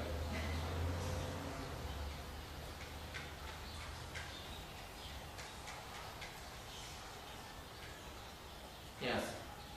Any question? Ai thắc mắc gì không? I don't know why men finds the Asura so attractive. Tôi không biết thắc mắc là sao người đàn ông thích mấy cái loại tôi làm.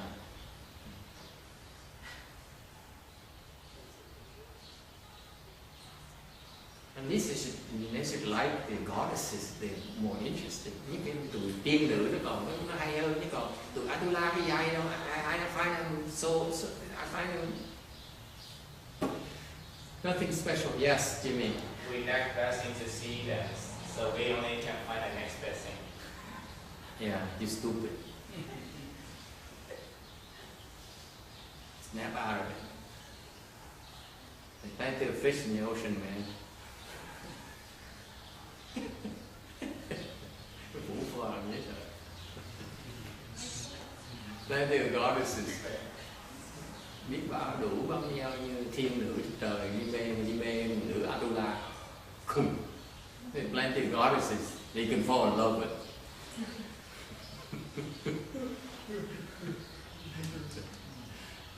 Okay.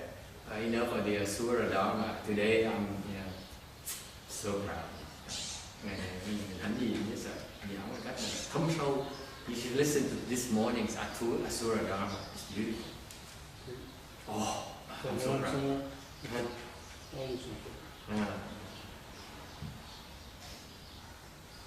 Okay.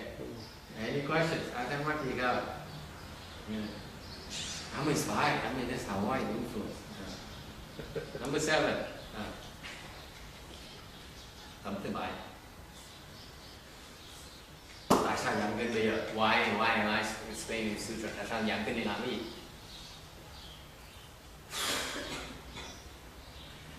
I used to be afraid of the sutra to tell him the truth. Hồi trước tôi tập cái gì? Hồi trước là tôi có cái tự ti mặc cảm. Tôi sợ kinh.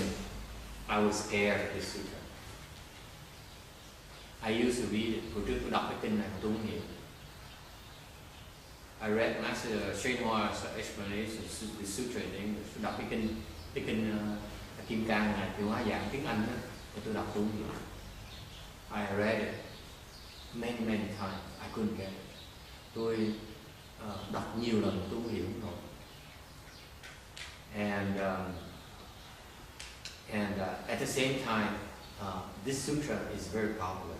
Cái kinh này nó rất nổi tiếng, mà rất nhiều bên ngoài đạo nó tới nó thỉnh kinh về nghiên cứu kinh này để họ tu theo cái lý thuyết của kinh này.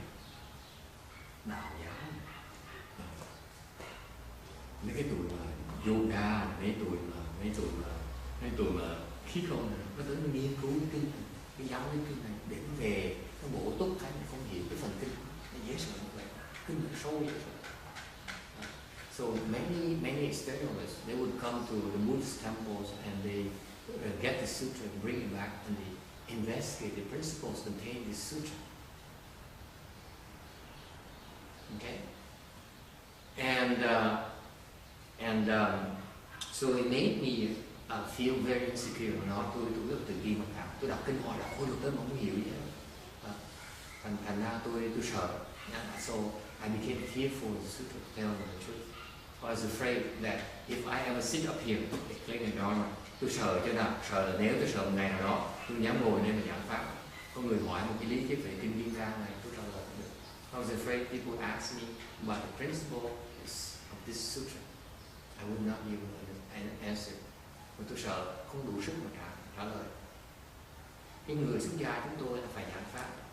We monks need to explain the Dharma to you, meaning that you are entitled to ask questions about the Dharma to us. Thành ra người thầy tu phải giảng pháp cho quý vị nghe, và giảng pháp phải cho phép quý vị cái cơ hội để mình hỏi câu hỏi về cái pháp. Giảng pháp không cho quý vị hỏi câu hỏi á, là không phải là pháp sư. Cái pháp á, nó chỉ có giá trị khi nó giải quyết vấn đề quý vị đang có. Mà nếu như giảng pháp không cho phép hỏi pháp thì sao quý vị học pháp được? So I said my belief from my prior training, my early training in Buddhism as a monk, as a novice monk, is that I need to explain Dharma as a monk. That's my job. One of my jobs, one of my functions. And to me, explaining Dharma, it means that I need to allow you to ask questions. If I do not allow you to ask questions, then you cannot understand, comprehend the Dharma.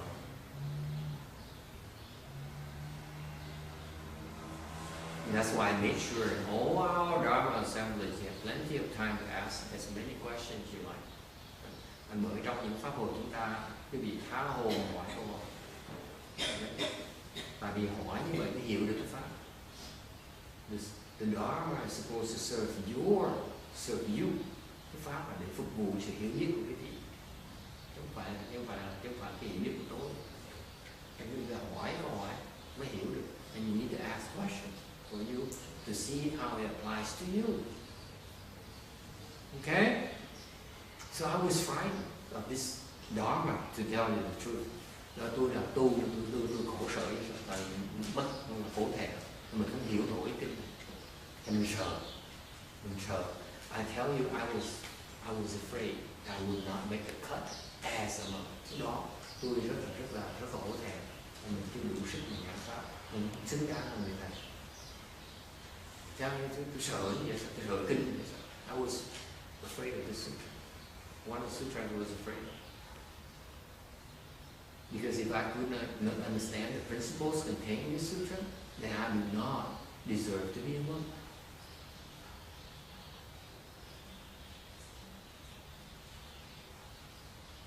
Okay?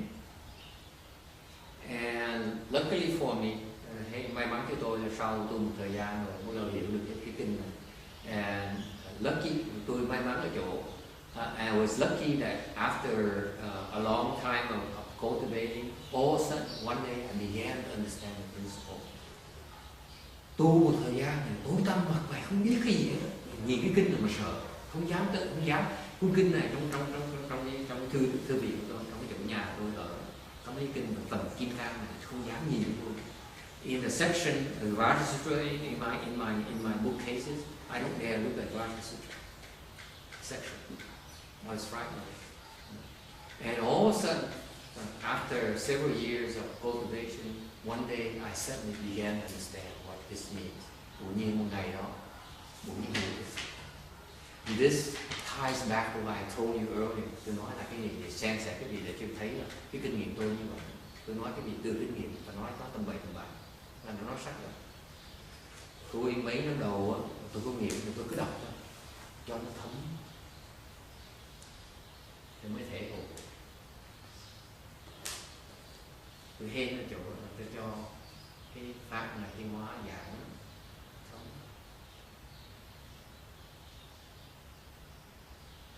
So I want to tell you, I want to share with you my luck in that I have no way of comprehending this Dharma, but I was lucky enough to allow Master Srinivasa's Dharma to permeate me. And after several years, it became me. So what I'm telling you is from personal experience, is not from reading books. It's something that happened to me. Nó thực sự nó xảy ra với tôi. Không dám nói. Okay? Any questions? After I understood it, sau khi tôi hiểu rồi, then I decided to explain it. Tôi quyết định giảng. But I made my student wait for 2 years. Tôi biết cái pháp này có những cái kinh này, nó có những cái pháp cực kỳ quan trọng. I know this sutra contains very, very profound and very important principles in Buddhism. They need to be elaborated. But on purpose, I made my students wait for 2 years. Even though they are ready to receive the teaching. Tôi bắt học trò tôi đợi 2 năm rồi. Tôi biết 2 năm trước tôi nên giảng cho nó, mà tôi nhất định không giảng. Tôi bắt nó đợi 2 năm từ cái chuyện này xảy ra. I experimented on my own students.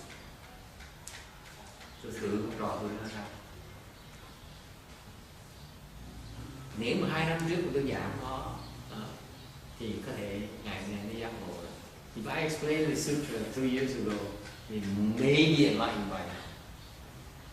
Because I did not explain it to them, after 2 years, they're still as stupid as before. Even stupider. Stupider.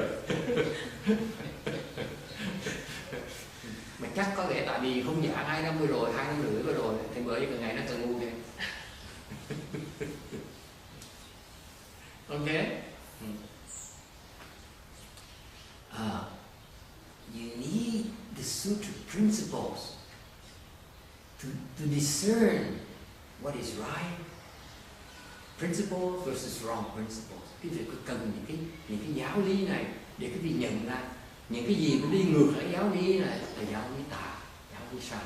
Cái gì mình đi đúng giáo lý này là nên theo và chánh pháp. Anything consistent with the principles contained in this sutra are the proper dharma. And therefore, this sutra here will help you, guide you your practice through the landmark. Nhất là lúc quý vị đang hành, phải cần cái giáo lý này, hành không thôi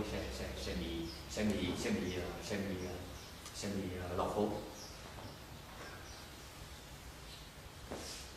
Okay, so far so good. Nghe ly kỳ không? Ai mà ngờ đi tu mà thú vị như vậy, mù mịt cả mấy năm trời bỗng nhiên hiểu, vô duyên lãng xẹt những chó gác này phải rồi. It's amazing to me that cultivation is so wonderful because you confuse for several years and suddenly one day I know you read cả. Tự nhiên ngày thức dậy như mình hiểu, vô lý dễ sợ. Có cái pháp tu. This is why the way of practice, the guidance is very important. Vì ông thầy là quan trọng. Thầy nói này, cho cái này thấm cái này. So the teacher says, let this permeate. Cho cái này, cho trò nó thấm. Con trò không thể nào hiểu. Thầy nó thấy cần thấm cái gì. Hồi nãy có người hỏi cái phước cái chọn pháp này nè. Thiệt ra cái phước là thầy chọn cái này con này để cái này cho nó thấm. Con chọn con chết. Con chết ngắt. Tại con thích hiểu. Cái này con hiểu con nên, cái con hiểu nó không có lợi. Cái này con hiểu tình thương tầm bậy tầm bạ, yêu đương nọ, con hiểu hay lắm. Con đi tới đâu ấy.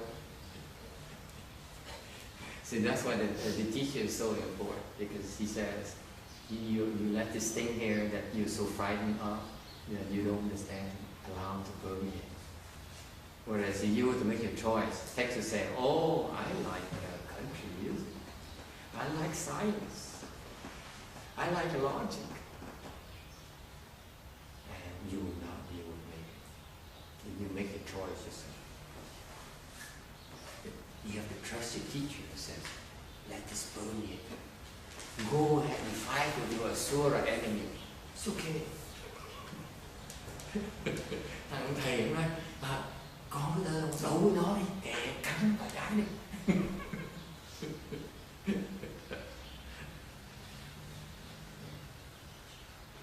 Hiểu được cái pháp Atula. Then you understand about your asura condition.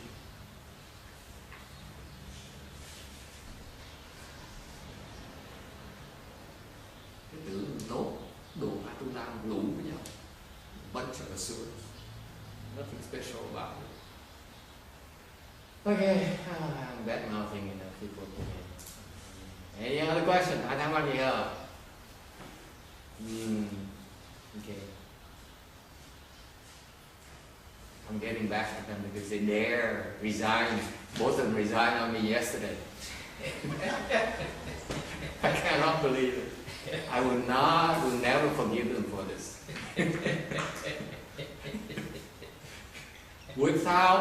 Without communicating each other, they chose to resign both on the same day. I had that happen before. People fight, can't stand each other, both quit. Bunch of losers. I said, good riddance. Now it's my turn to beg them.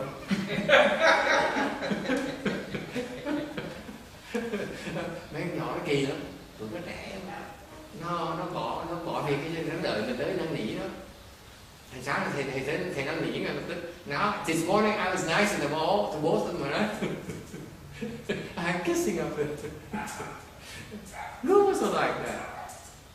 What do you see in them, you young people? But sometimes people just don't get along no matter what.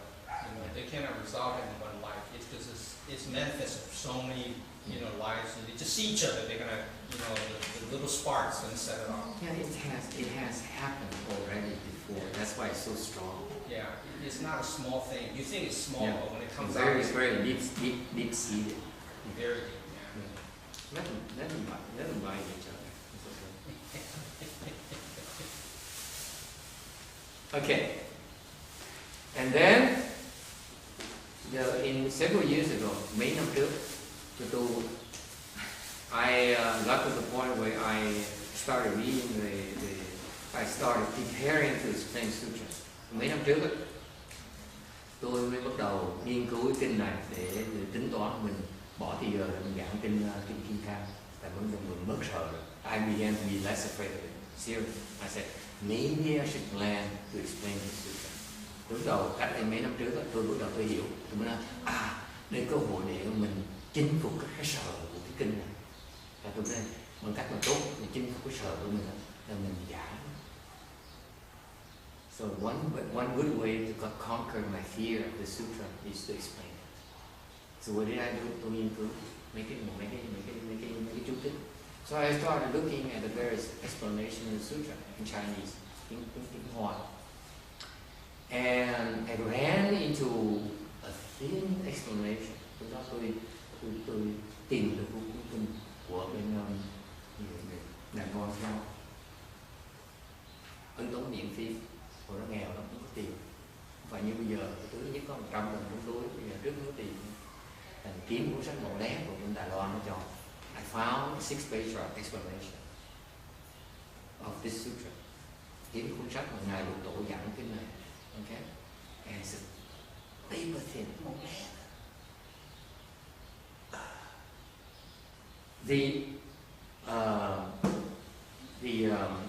You have a copy of Vasha Sutra back there, Danny? Okay, the Vasha Sutra about this thick, Mashashema this thick. The 6 page are about half of it. Cái cuốn kinh Kim Cang Ngài Tiến Hóa dịch giảng ra tiếng Anh đó, nó dài như vậy. Cái kinh Ngài Lục Tổ dạy tiếng Tàu, giảng tiếng Tàu của kinh Kim Cang nó mỏng bằng nửa thôi. Okay. Mấy người mà giảng kinh Kim Cang ta giảng thao bất tuyệt. The people who explain the Vasha Sutra, they explain like they elaborate all these profound principles. It takes them about 20 pages. Okay, 6-page chart, half a page. Ngài Lục Tổ giảng nửa trang. Nó cô đọng như vậy. Mà giảng nửa trang. So people would take 20 pages, 6-page chart would take only half a page. And as a result, I couldn't understand a damn thing. Nửa trong tôi đọc không hiểu chứ. Đọc hiểu không? Cô đọc khó quá. Mà nói từng chữ. The Chinese is so precise. It's one character after another. You put 6, 7 of them together. Không hiểu được. So there's a section there where explaining the 6-page chart were explaining, and I was stuck. I was stuck for 3 weeks. Kẹt 3 tuần. Một cái phần nữa thôi. Một cái khúc 2 câu. 2 sentences. I was stuck on 2 sentences for 3 weeks. Ngồi nghiên cứu 3 tuần nghiền ra hiểu được. Okay? And one day I went to I told some of you this story already, and I want to record it for the sutra to tell you the history behind it, or why I chose to explain it. Tôi đi giảng có một cái bài kể chuyện sơ sơ, kể lại cái gì để cho nó lưu lại trong cái kinh này, cái lý do tại sao tôi giảng cái kinh này. Rồi tôi đi chợ, đi chợ mua đồ ăn. Thì một người đi chứ còn cái tâm mình cứ đắn đo tại sao cái câu đó, tại sao cái câu đó gì là gì. I was at the supermarket, but I was in a Vietnamese supermarket, but I was still pondering about these two sentences. Okay, and then the six patriarchs manifested into a short and elderly man. Thì ngài Lục Tổ mới hiện ra thành một cái vị lớn tuổi, già, tóc bạc, skinny, not fat old people, không phải người già lớn tuổi mà tròn đâu, ông này già mà nhỏ như thiền sư, như người cư sĩ. He's a layman, and a lot of things happen. I can't tell you all my secrets. Tôi không thể nói cái gì biết hết tất cả những bí mật của tôi. Như được. So he taught me those two lines. Ngài giảng cho tôi cái ý nghĩa hai cái câu đó qua một cái thử thách. He taught me the meaning of those two sentences by giving me a test that I failed. Ông cho tôi một cái bài câu hỏi mà tôi bị trả lời trật. Khi mình biết mà trả lời trật thì mình mới hiểu rồi, câu hỏi đó là sao. After I failed the test, that's when I understand what those two sentences are. Vậy ngài Lục Tổ hay lắm. Tại vì tôi trả lời trật, tôi làm trật. Khi cái làm trật đó mới thấy cái ý nghĩa nó đi ngược, nó hoàn toàn ngược lại cái ý nghĩa của cái câu mà tôi bị kẹt. Vậy như vậy. Ngài không giảng cái câu nó nghĩa là gì, Ngài giảng cái trật của hai câu là cái gì. The beautiful thing about his teaching, in many ways, one way is I want to tell you today is that instead of explaining the meaning of two sentences, okay, he explained to me the opposite meaning of two sentences in my conduct. So if I do it wrong, it's because it goes against the principles of the two sentences.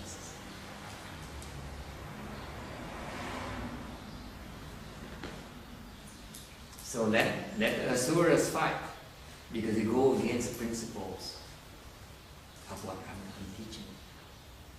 As long as they're fighting, they still don't understand why I'm talking. Cho cái tụi A Tu La đấu nhau, ngày nào nó còn muốn đấu nhau là ngày đó nó vẫn chưa hiểu được nó đi ngược lại cái lời tôn chỉ của người thầy.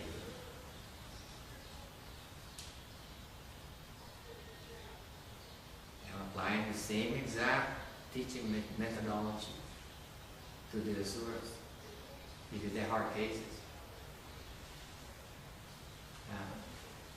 Ngày nay nó hơi nhiều, cái pháp Tu La hơi nhiều, cái tụi nó nặng quá, cái tình hình nó nặng quá, cho nên phải dùng cái phương biện pháp nó nặng. Chó nó đi ngược lại, chó đánh ngược lại, tố sẽ đi ngược lại tôn tiêu chuẩn của Phật giáo. Okay, so anyway, because I failed the test, that I nearly understood what the two sentences meant. Vì tôi bị rớt bài, thành ra tôi hiểu ngay tức hai câu đó nghĩa là gì. Dạy hay như vậy, dạy nhiều lắm ngày đó. That day at 2 o'clock in the afternoon, bữa đó tôi còn nhớ, bữa đó là 2 giờ chiều ở chợ Bô Sa, chợ siêu thị Bô Sa ở thành phố Bô Sa, thành phố Việt Nam. Tôi học được cái câu đó, and that was the key to me understanding the rest of the sutra. Vì hiểu được cái phần đó Cái tôi mới hiểu được cái phần còn lại của kinh Kim Cang. He freed me from my fear. Nhờ vậy Ngài Lục Tổ giải thoát cho tôi cái sợ của kinh Kim Cang. Và tôi nhớ ơn Ngài Lục Tổ. That's why I'm grateful to the sixth patriarch. After I finished his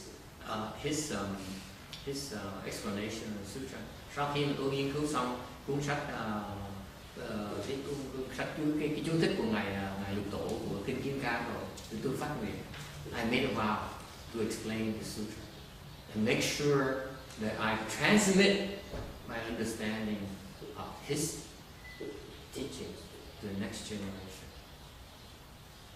Tôi mới phát nguyện, tôi nói là tôi nguyện tôi sẽ giảng kinh Kim Cang này và tôi sẽ giảng những pháp ngài Lục Tổ đã truyền cho chúng ta để cái thế hệ sau này.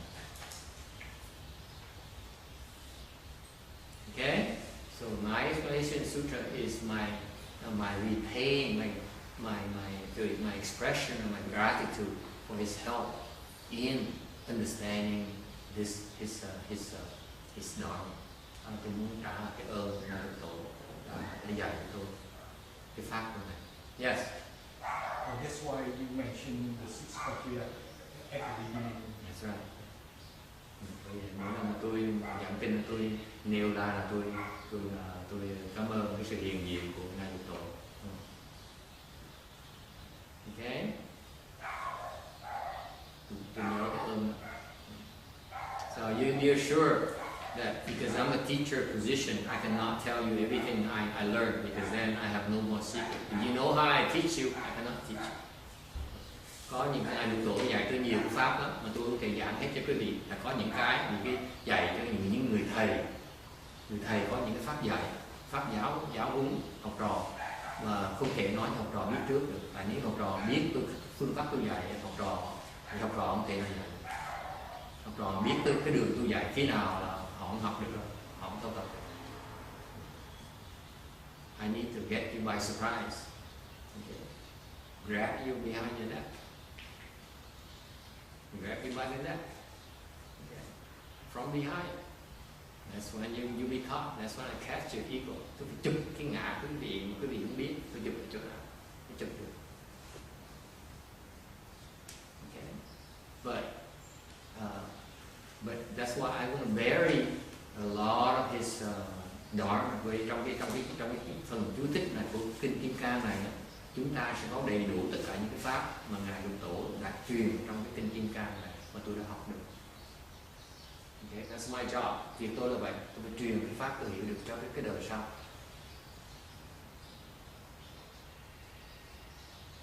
It's not in Master Sri Noa. Đây là một cái ví dụ mà cái pháp này không có trong những cái pháp mà Tiến Hóa truyền. It's not in Master Sri Noa transmission. It's a six patriarchs. Cái này là pháp của ngài Lục Tổ, không phải pháp của ngài Tiến Hóa. Okay? Any questions? Ai thắc mắc gì không?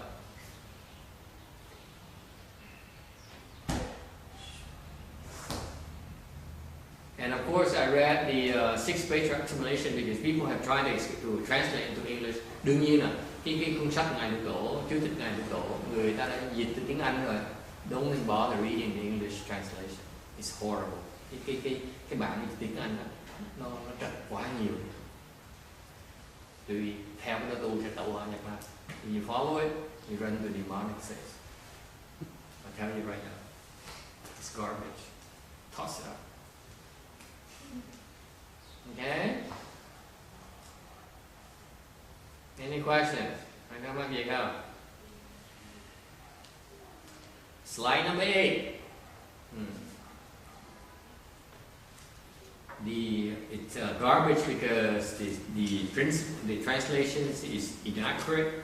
The principles explained are the translator do not understand, and in particular, they don't. The six patriarchs' purpose is to show us how to cultivate. These guys are not cultivators. How can they explain? How can they possibly translate that? Tại sao mà tôi chê cái bản dịch tiếng Anh? Tại vì như vậy này, chữ nó trật. Tiếng Anh là dùng chữ trật. hiểu chữ tàu trật. Xong rồi cái quan trọng hơn nữa là không phải lý thuyết nó trật không, mà cái ngài Lục Tổ khi ngài giảng cái chú thích đó là ngài truyền cái pháp để tu hành. Những cái người trí thức người đâu có tu đâu, làm sao mà hiểu được dịch cái pháp tu được.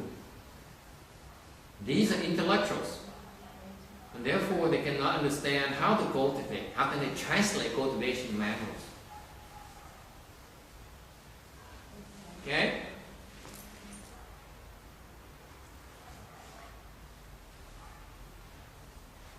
And I want to express my gratitude for the 6 patriarchs for helping me understand the principles that are not taught anywhere else.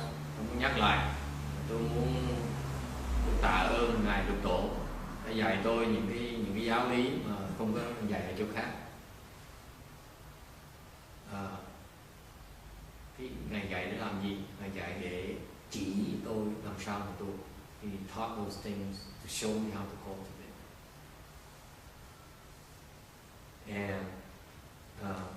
And the way he taught me showed me different ways to teach pupils. Cái cách mà ngài dạy tôi cho tôi thấy cái phương pháp để mà dạy học trò trong tương lai sẽ ra sao.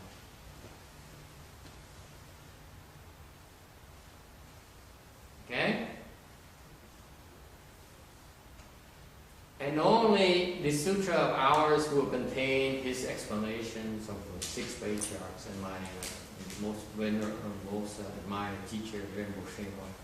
Và cái chỗ mình giảng kinh này nó có cái pháp của ngài Lục Tổ cũng như là pháp của ngài Thiên Hóa.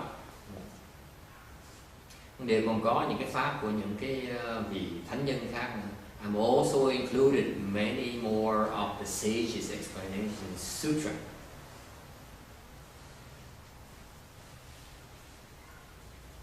Okay, so it's rather comprehensive explanation of many sages.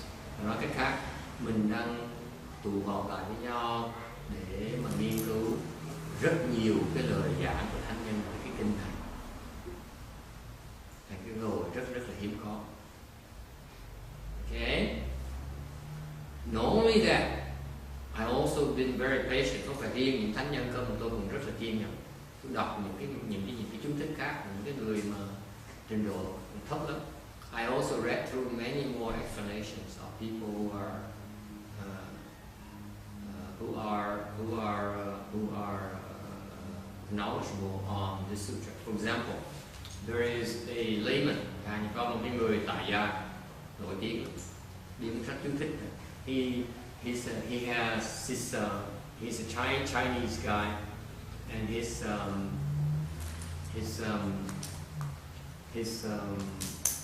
explanation in sutra is about this thick, about letter size, okay, in Chinese. Huge explanation. Ông giảng cái kinh này. Ông nói là sao ông giảng?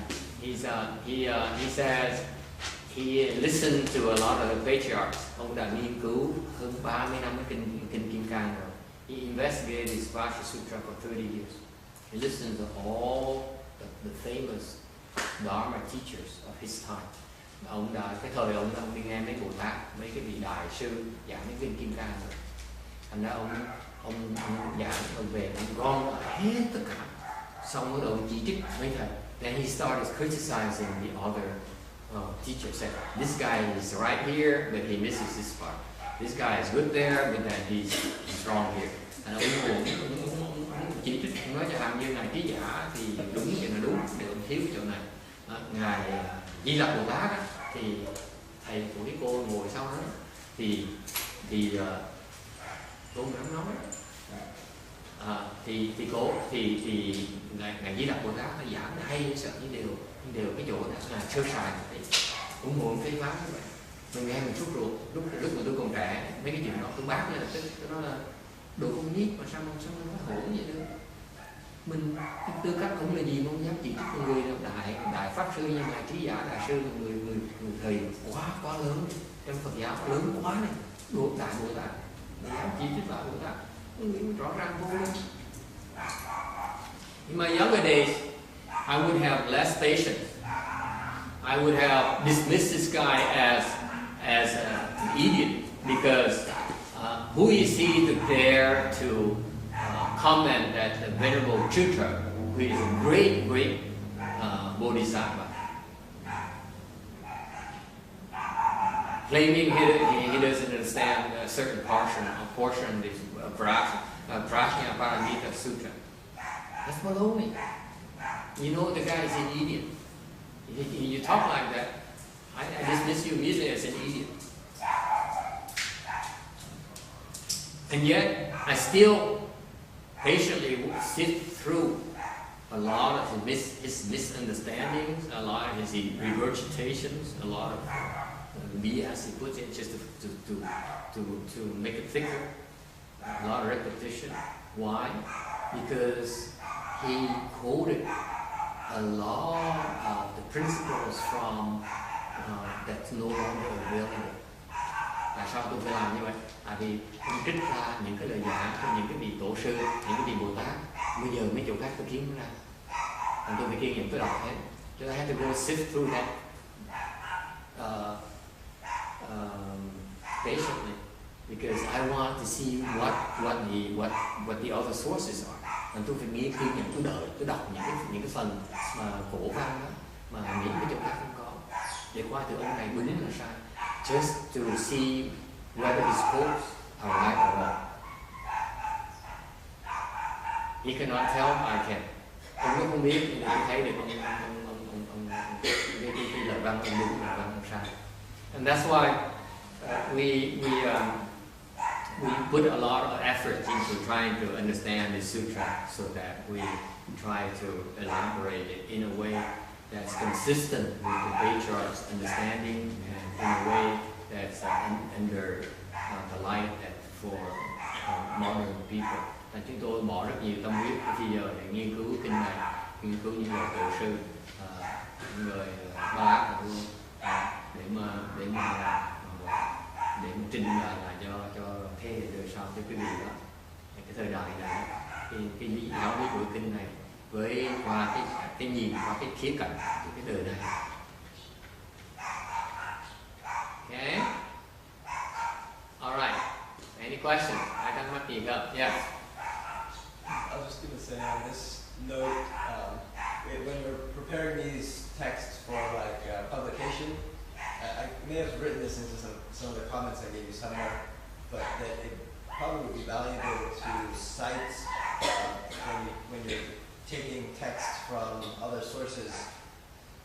Like in some of your past books, like you'll bring in these texts but not really say where you got that from. Like you'll take a quote from somewhere. If you actually have a footnote and then a bibliography, that would probably be valuable once you start going for, publishing these types of books. Ông nói là ông là theo cái truyền thống ở bên trí thức ở đây, trong trường học đây, thì khi mình trích những cái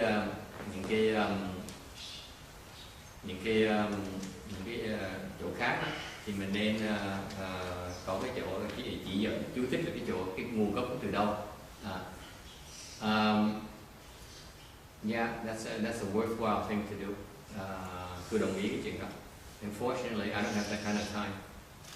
So it has to be in the future generation. Tôi hy vọng đời sau đệ tử tôi nó sẽ lo cái chuyện này cho tôi. I don't have time to go back and check the accuracy of these reference sources.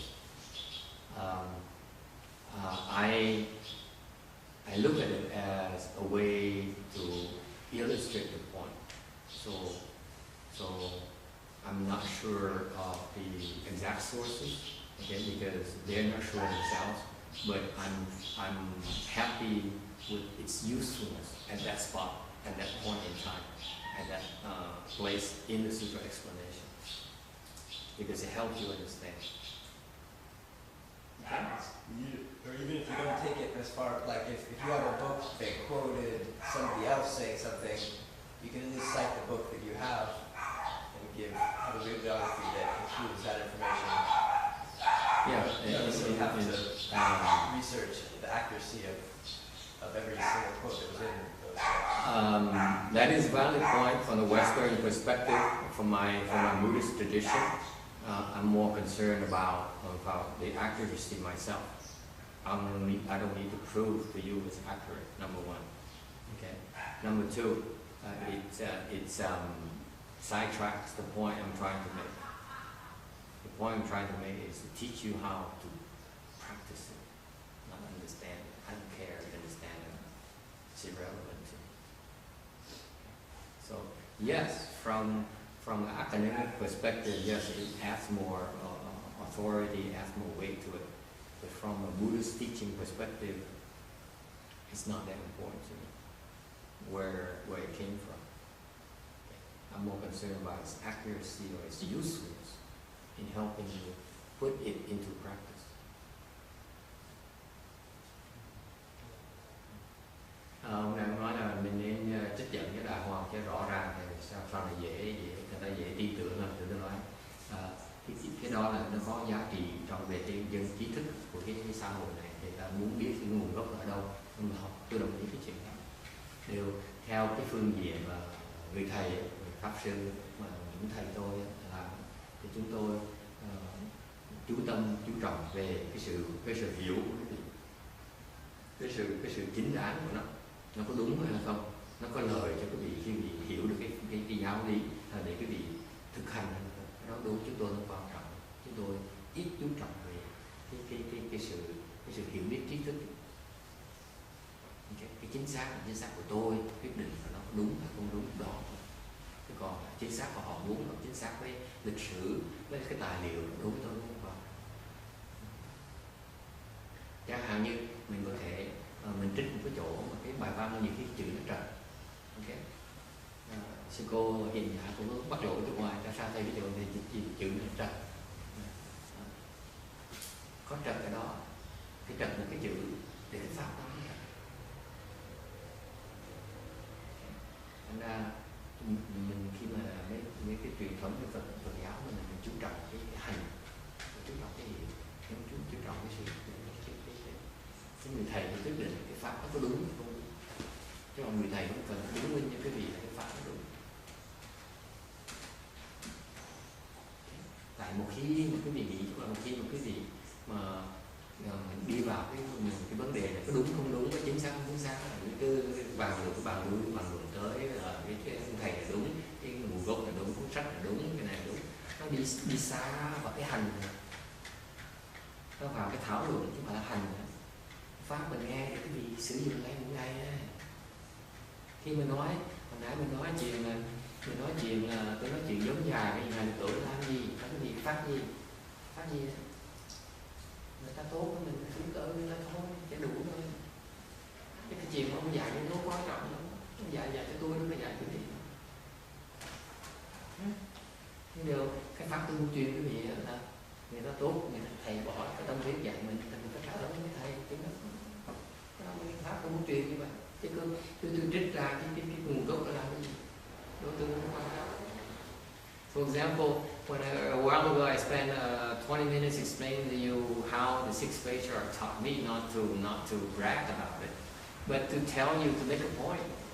The point here, to make a few points. One of the points is that when good knowing advisor spends invested time and effort into teaching you, you should be grateful. You should try to repay that. That's all I'm trying to tell you. Whatever he taught me is between he and me. It's not between you at all. It has nothing to do with you. Okay? It's my choice. What he chose is to teach me is only for me, not for you. What I choose to teach you about the experience is that I want to make these points. Gratitude. Okay? That's why we learn all this. If you understand, someday you understand, you should be grateful. You express your gratitude by explaining it to others. That's all you do. That's all you have to do. He didn't ask me for money. He didn't charge me $25 to come and listen to his lecture. Lúc đó bắt tôi trả 25 một người ngồi nghe được tôi giảng kinh đâu. Thì tới đây nếu mà cần lúc tôi tới dạy xong nó biến mất, bỏ đi. Mình cũng làm như vậy. This is why I don't charge, I refuse to charge money for people to come and listen to the Dharma lecture or the Dharma. Bởi vì tôi nhất định không chịu bắt quý vị trả tiền khi vào nghe Pháp. Tại vì Ngài Lục Tổ với Ngài tôi không bao giờ bắt tôi trả tiền nghe Pháp với Ngài. Sao tôi làm tiền quý vị được? See, my teachers never charge me for anything. How could I? Well, maybe if I drive you to the desert temple, yeah, I charge $25. That's reasonable. But the greatest teacher in Buddhism never charged anything for people to come and learn. Who am I to charge you money? Cái trình độ họ cao, họ hiểu như vậy, rộng hơn mình như vậy, họ không thèm trả tiền nữa. Còn mình chưa hiểu vậy mà đòi chém vì 25 đồng để vào nghe kinh kỳ cục. Không hiểu vậy mà làm cái chuyện đó. Okay. Any question? Ai thắc mắc gì không? Okay, that comes at the end of my lecture today. Vậy là ngày này hết rồi đó. Mình nói nó vẫn nó có cũng mất 2 tiếng mà we took 2 hours to say nothing. To introduce this sutra. Bỏ ra 2 tiếng hồ để giới thiệu cái vị kinh Kim Cang này. Okay. Alright. Any questions before we end it? Thành ra cảm ơn quý vị đến nghe. Có ai thắc mắc gì trước khi mình chấm dứt ngày hôm nay? Yes. How many slides in total? Can't wait to get it over with. Ngoài bao nhiêu tấm tất cả? Ngày nay mình được 9 tấm. And today we went to 8, including the title page. That's why I was asking you. Ngày nay được 8 tấm. Mà tính là cái tấm đầu tiên kể như không tính. They're all together. 11,500. No. Don't scare them. Come on. I'm ashamed to say that around 800 slides. Tôi quý tập tôi có tất cả 800 cái tấm tất cả. So average about 20 slides a week. Cứ đại khái là một tuần 20 tấm trung bình. Hy vọng tuần sau mình lẻ hơn một tí. Thì so that takes about 40 weeks. No? Right? So it's really another year and a half before we're done. And you know you can do 20 slides already.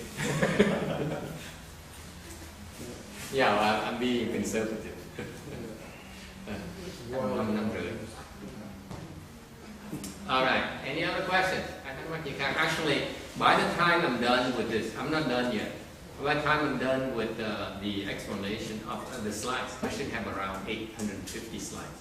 Chắc là khi mà tôi xong cái sơ soạn xong cái này, tại tôi mới bắt đầu thôi, chưa hoàn toàn xong, thì chắc có khoảng chừng 850 cái tấm. About 850. My estimate. I still have a lot of things I needed to add, but I haven't had a chance yet. Chưa có cơ hội thêm, từ từ mình sẽ thêm sau. Okay? Anything else? So what do you think? Is it too detailed, or you want to go deeper? Is it like we talked about the eight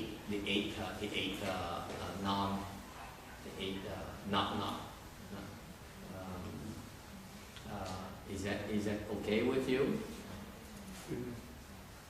Như tôi hỏi cái ý kiến quý vị, có thể mình đi sâu hơn, là mình nói giáo lý nhiều hơn, bị hàng hồi nãy mình nói đó, 8 cái bát bất đó, thì cái đó nó thích hợp với quý vị, nó đủ chưa, cái muốn đi sâu này. For example, something like this, you want to go deeper, or you want me to go, is it okay at this stage? I think it balances about like what you're presenting today. Không nói mình nói về đủ vừa rồi. Okay. Anyone else? Is it okay? Nghe được chứ hả? Yes. Maybe more. A bit more. Okay. Well, he asked me too much. That's all I have.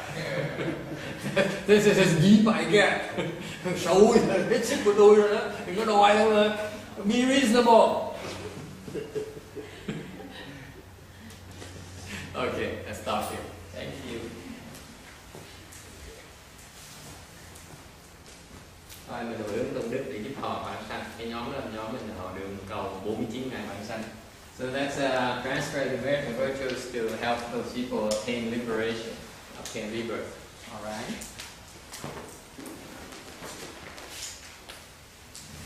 Page 38, trang 38. After this, we go to page 38.